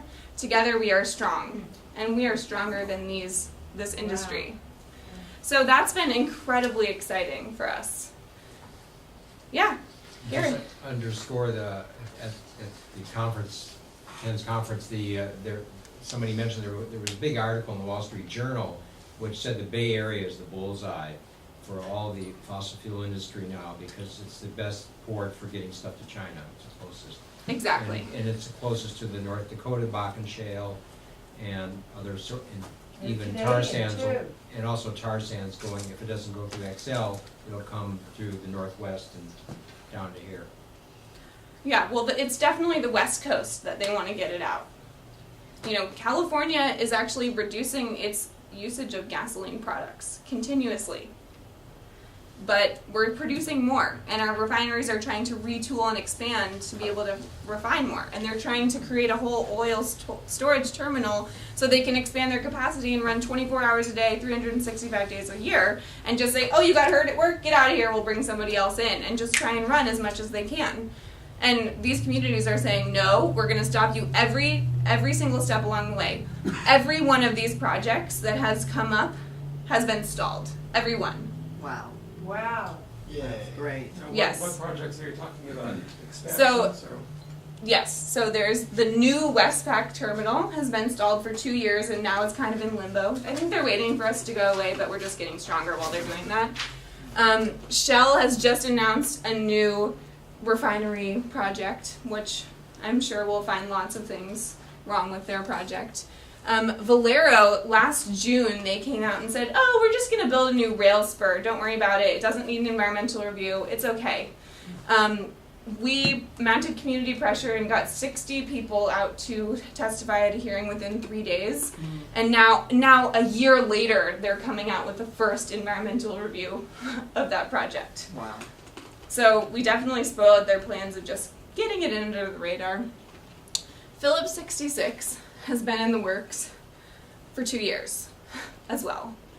The Planning Commission of the Contra Costa County just waived the environmental review through, even though I was there at that meeting and there were 35 people that testified, 3 of them spoke in favor of the project and 32 against. And the Planning Commission just said, oh, whatever, it looks good to us. One of them is the old plant manager at Phillips 66. So is that an expansion? It's a retooling. So basically, they want to capture propane and butane that are coming out of the refinery stacks, which right now they're recirculating into their refinery to use as fuel. But they would create more of that with dirtier crude as their fuel source. So that's why they want to capture it, so they can make money and bring in dirtier stuff. And this refinery is actually connected to another one in San Luis Obispo County. And that also has an expansion project, but they're being considered as different projects, even though they have a 200-mile pipeline connecting them. And they're technically 2 halves of the same refinery.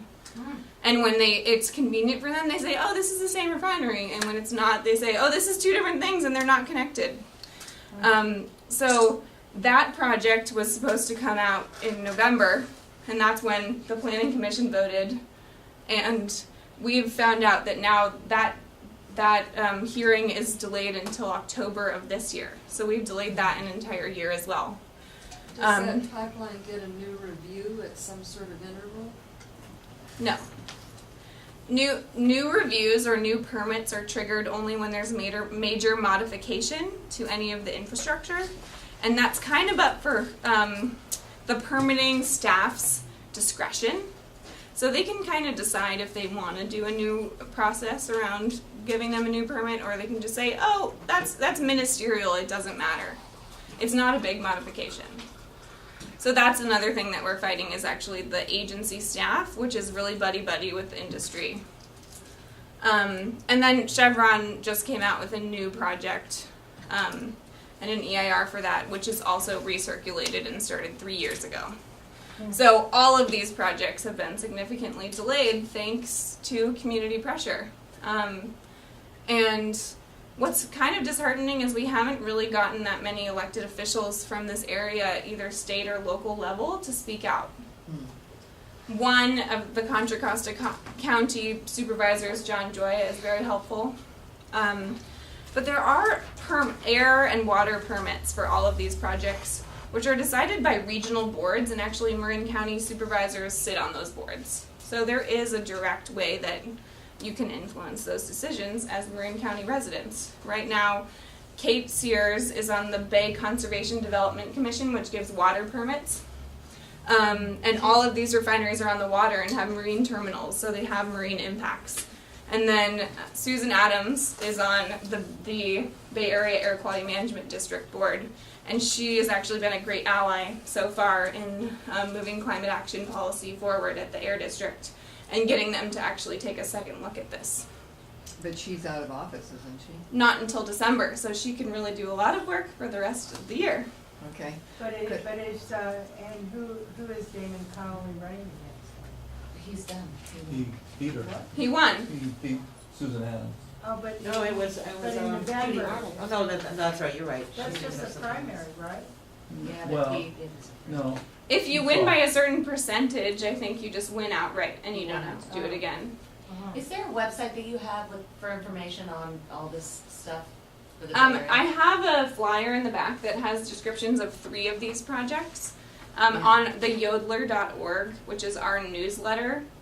Okay. We have descriptions of all these projects, and we also have descriptions of all of the coal proposals in the Bay Area. What about Sunflower Alliance? They have a really good website. Mhm. And also you might want to mention the walks that are going on once a month between these communities, the 7 to 15 mile walks. Yeah, definitely. Healing There was a walks. healing walk this weekend. I've been to 2 of them so far. Yeah. Great. Well, I'm almost to community involvement, so just let me do okay. 2 more things first. So I wanted to talk also really quickly about how coal plays into this. So, like I said, there's already an existing coal facility in Richmond, and like I talked about before, coal and petroleum coke are very similar. So this facility in Richmond is actually exporting coal and petroleum coke, which And look what at is petroleum coke for everybody here? it's a byproduct of refining dirty crude. So it's actually a byproduct of refining nitrogen and sulfur heavy crude. And is it really toxic or flammable? Yes, it's 80% carbon. So when you burn it, whoa, what's going into the air? And it's also all transported in open top rail cars, and it's left on sitting open on the docks. I actually have some pictures of that.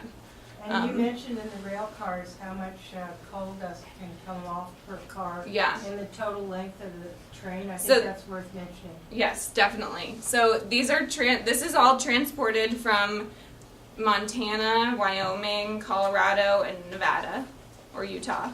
So the Powder River Basin, or Nevada and Colorado, that's where it's mined. And it's brought all the way from there to our ports on open top rail cars. So usually it's 100 car trains, and each of those cars loses 600 pounds of coal along the way.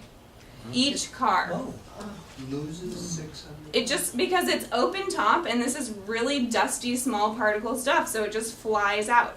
There are certain places on the rail lines where they're getting like 20 coal trains a day, and there's just 6 inches of coal dust sitting along the sides. And It's if it incredible. And you said in the conference that if it's covered, it can combust.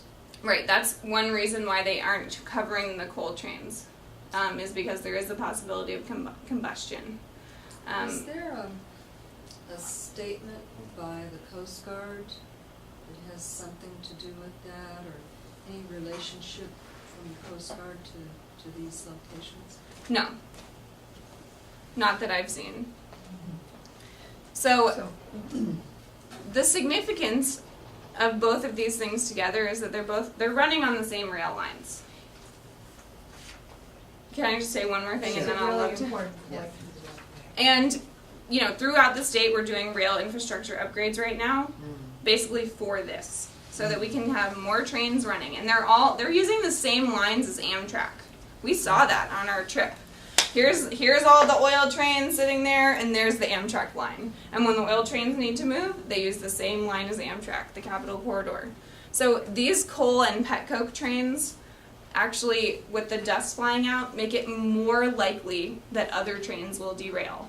Because all the little particles build up on the rail lines, and if one of those gets stuck on the line, between the line and the wheel of the train, that can cause a derailment. And BNSF, which is one of the major rail carriers in the country, did a report on this, and they admitted that. We didn't do that research, the rail company did. Wow. So that's why it's a really bad idea to run passenger cars, crude by rail, and coal and petcoke on the same rail Who's lines. paying for the maintenance? Of what? Of the rails. BNSF.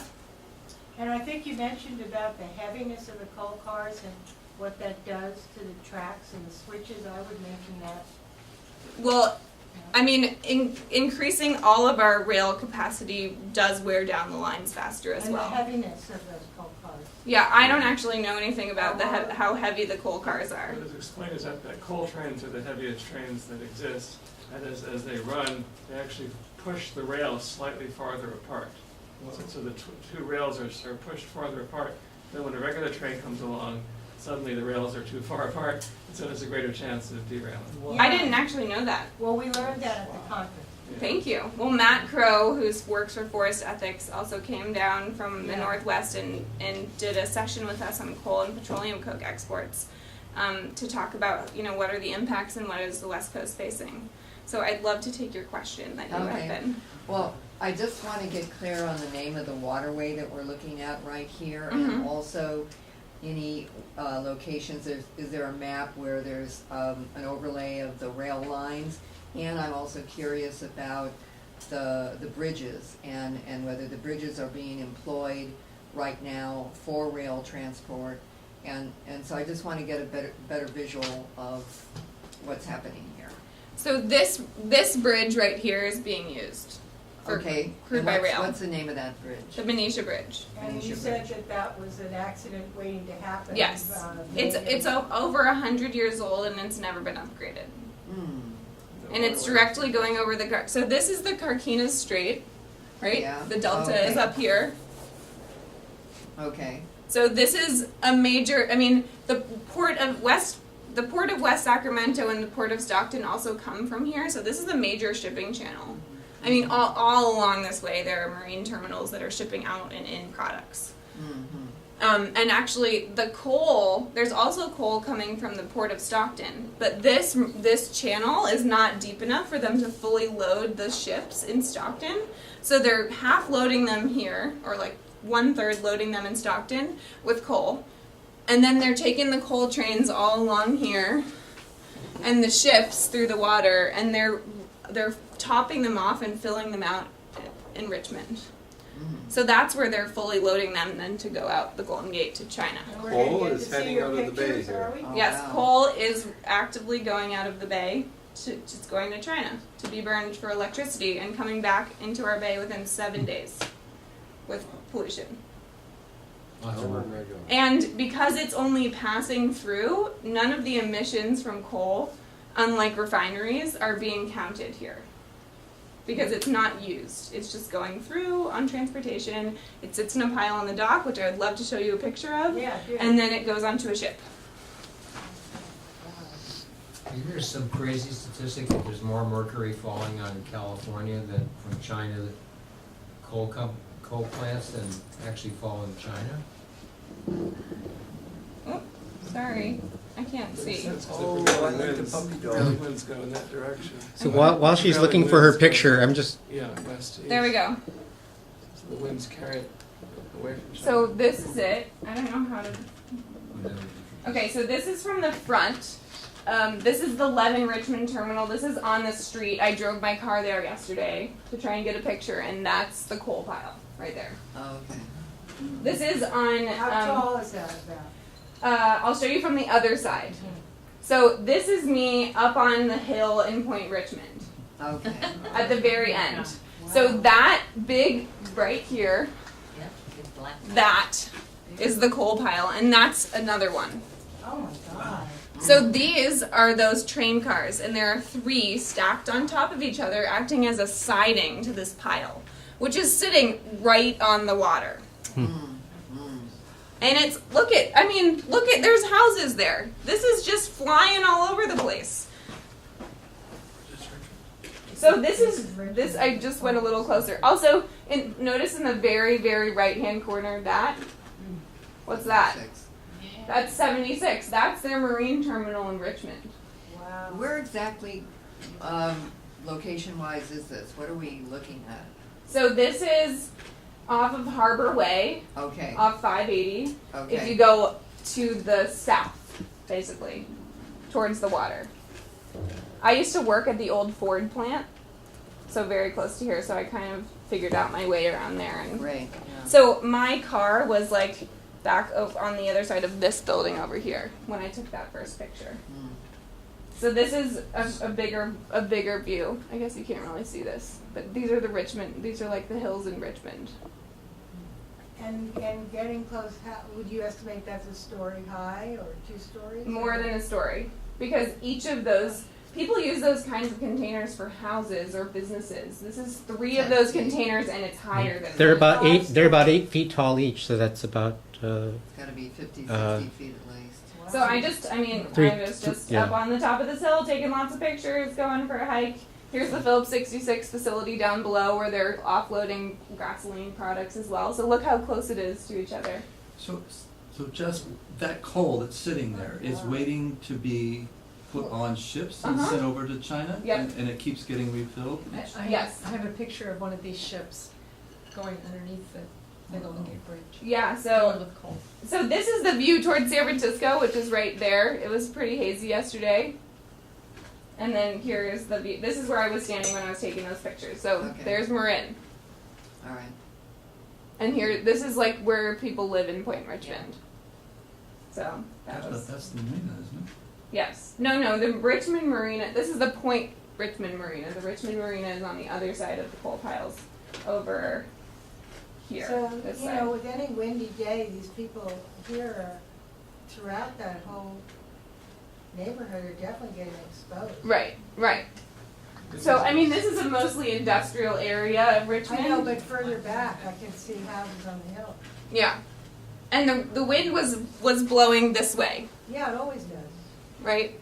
So this is not very far from where we are right now, is the point I was trying to make. And even though the refineries are farther away, look at the marine terminals that are literally right at the edge of the Richmond San Rafael Bridge. 7 miles from here. You know, actually, I want to let you know, when I was studying asthma rates in the Bay Area, what I noticed is, of course, that Richmond was the highest, but I have to say that San Rafael was just a point below it. So there Wow. must be some spread over, I was surprised. Well, all the industrial I thought it would be ships are also totally wonderful. coming through that channel. You know, Wow. that's heavily used. Well, I don't know, but I just wanted to bring that out because it was a surprise. The wind, yeah. Up in the right corner. Oh. This is what I wanted to see. So, the Oakland and San Francisco are potential sites for other coal exports at the ports there. They've been offered $10 million, both of them, by Chinese companies to build coal export facilities. And both of their ports have said no. One of them, the most recent, was in February at the Oakland port. They said, oh, we know you're going to get sued over this. We'll still pay rent to you at a tune to $1.9 million a year while you get sued. Oh, great. Or we'll pay your legal fees while you get sued, too. What And were the they Port of getting Oakland sued still for? said, no, thank you. What were they getting sued for? They knew that they would have gotten sued by us if they tried to do that. Oh.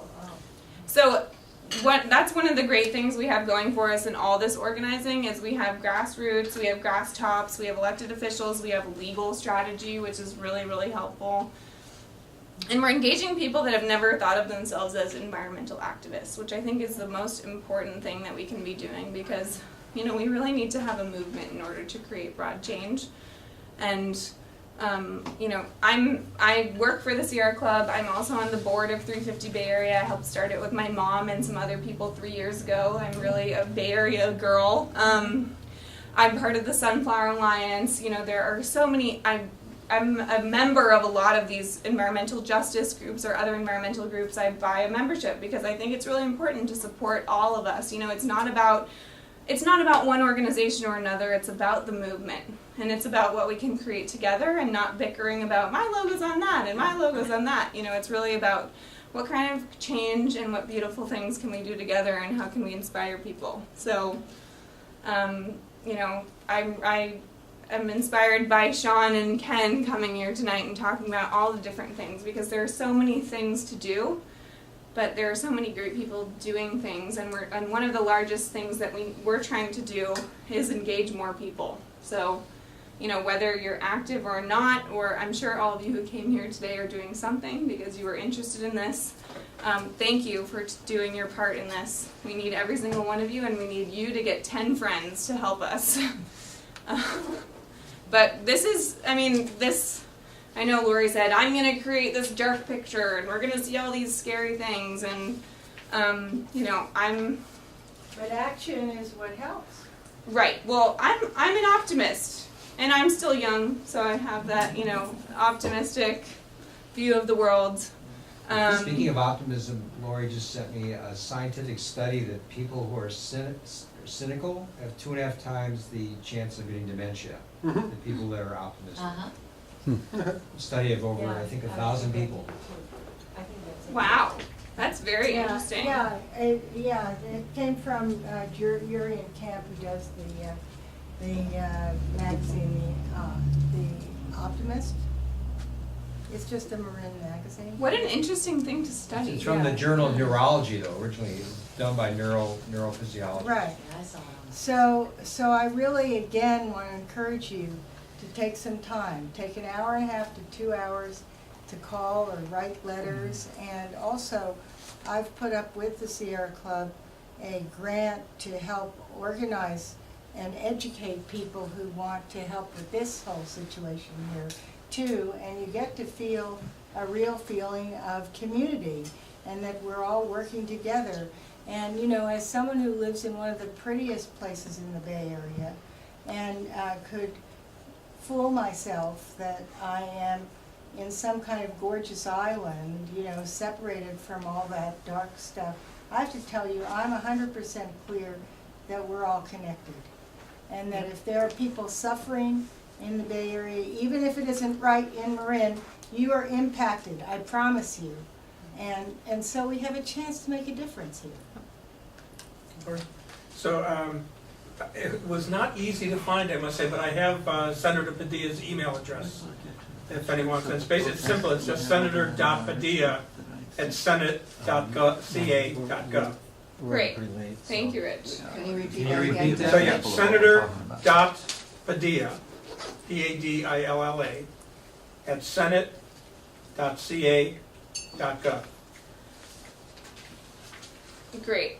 And you know, I see these scary fossil fuel infrastructure projects and the clean energy really working hand in hand, because you know, we have this industry, the oil industry, which has been entrenched in Contra Costa County for 100 years, and there are 3,200 people, 209 people. That's the county estimate of people that are employed by the oil industry and transportation fuel industry in Contra Costa County. That's a lot of jobs, and we have to create those somewhere else if we want to shut these facilities down. Renewable energy would be 10 times that. Right. That's actually not that many jobs if you consider how much oil infrastructure we have in the Bay Area. The largest oil refining hub of California, and we only have 3,200 jobs in the oil industry, seems kind of small. But you know, the coal doesn't have its foot in the door. There aren't people that are already working those jobs, so it's easier for us to oppose that. And actually, my thought is that it's easier for us to just oppose it as a package. Like, no, we don't want any of these dirty fossil fuels by rail or being exported here. But that really needs to go hand in hand with, we're saying no to this, but we need to say yes to this. Right. And we need to, we're working with the same partners with some local labor unions to say, hey, will you help us with the clean energy? And then also, will you say no to these dirty fossil fuel projects? And actually the Longshoremen, ILWU, Longshoremen and Warehouse Union, we've been working with really closely on this. They've opposed coal exports in Oakland, which is awesome. And they're also opposing, they're the only local union in the Bay Area to come out against 2145. Did you get that? I thought the pipe fitters or plumbers. Sheet metal workers, 104, also is supportive of community choice energy, but only ILWU Local 6, which represents actually the Warehouse Union, not the Longshoremen in the Bay Area, came out. That's the only local union that's actually stepped out and said, you know, we have these strong partnerships. We want to be a good partner to our environmental allies that are standing behind us, and we're going to stand behind them in this issue. So these are the kind of relationships that we're trying to forge through all of this work, you know, the clean energy, supporting the clean energy and advocating for that, and the local renewables, but also shutting down the fossil fuel infrastructure. And what I see in both is the possibility of community. You've talked about people becoming environmentally sensitive who've never really done this before because it's affecting their neighborhood and they're feeling it. And we're looking at community choice aggregates. And that's, again, community making a choice for the kind of energy and electricity they may like. So in both, we see the possibility of community, of people coming together, of people feeling that their fates and what they can create in this world are connected across lines of social class. Right. And geographic. And geographics, yeah. Can I add into something? For this activism here, a very powerful place to do this, is there's a very large solar conference coming into San Francisco, the largest one in the world. 50,000 solar people will be in San Francisco beginning of July. 13,000 solar companies. And they say that if the solar industry had the same subsidies as the fracking industry, they could completely stop this problem in 2 years, the solar experts.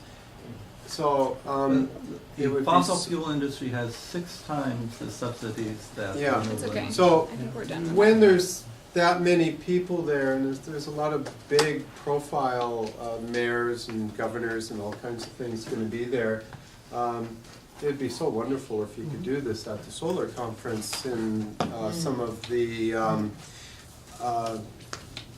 presentations there. They do have a lot of space for people to do that. And I was there 3 times, and I never saw any Sierra Club or CCAs represented or anything like that. Just a little. InterSolar? Yeah, InterSolar. We gave a presentation, but it was this breakout at the end of the day. So. Oh, It also okay. costs like $3,000 to go. Yeah, right. It's very expensive. 3,000. Wow. Yeah. That's expensive, wow. Can I ask one last question? Absolutely. I'm just thinking about ethnicities, and I'm thinking about the East Bay, and I'm wondering if there's been, referring to Lori's concept of how this all pulls together community. Anything going on that's focused on the Hispanic community in the East Bay? That's a really good question. And actually one of, the Sunflower Alliance in the East Bay is an alliance of a ton of environmental justice groups that came together around organizing the August 3rd action, which was at the 1-year anniversary of the Chevron fire last year. And that's been their main focus. But also for this coal and exports organizing, most of the communities that live around the ports and the rail lines are people of color and lower socioeconomic classes, and that's a major focus of ours. We don't want to just organize with the people that will come out because we send them an email and they already know what's going on. The point of us organizing around this coal stuff, we could get these resolutions passed without doing any community outreach. We could, because the elected officials in the Bay Area know what's going on, they're climate smart, and they say, okay, makes sense, we'll do it. But we're using it as a base building opportunity and an educational opportunity to really get on the streets out in these communities and educate them about how these proposals will actually directly impact their health and connect that to global climate disruption. So if you would like to help with that, we would love to have you. Just like to give you kudos and say I was one of the people that helped shut down Rocky Flats in Denver back in the day. And one of the things that turned the press on fire was when a Hispanic woman and my eldest daughter got on the back of a van and talked about their points of view. The Hispanic woman talking about the death of her husband from cancer, and my eldest daughter talking about the future for children. Wow. Wow. I bet it was a very powerful visual. Very powerful. Yeah. It involved guerrilla theater. We had a team of medical personnel. We had Mother Earth, which was a dummy stuffed with a round globe head and, jeans and shirt. And we threw her on the ground and with our stethoscopes and white coats, resuscitated Mother Earth. So, guerrilla theater, the press, real human beings involving people from different ethnicities who are invested. They're the stakeholders in the community. I think it's a really good point to make at this point. Definitely. And, I've only been at the Sierra Club for 2 years, but even in that time I've seen a dramatic shift in the way that we do organizing and the way we approach our organizing and our campaigning.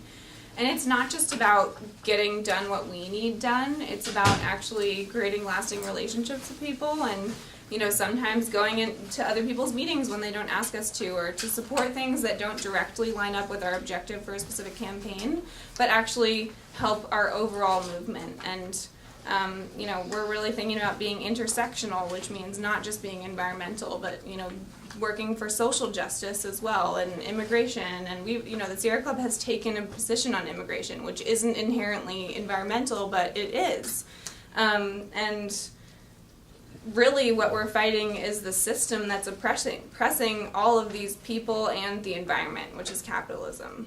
And I know that's totally radical, but that's the Sierra Club. That's what we're fighting, and that's what we're up against, is really creating a system change. Could I just say something about Jess, because I've been watching her for a while now, and when she says the Sierra Club, she's talking about San Francisco Bay Area Sierra Club. She is over there, and I think a large part of that change she's talking about is coming from her.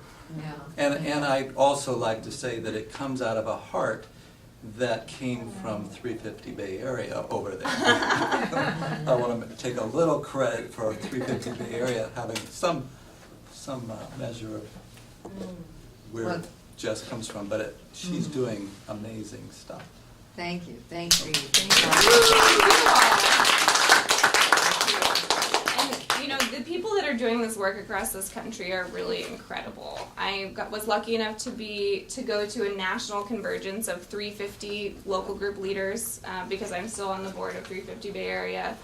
But it's not just 350, it's everyone that's doing this kind of work, and it was the most magical 2 days I've ever spent in a room with 40 people. Everybody was so radical and very, it was such a supportive space, and everybody was really real about what we were trying to do.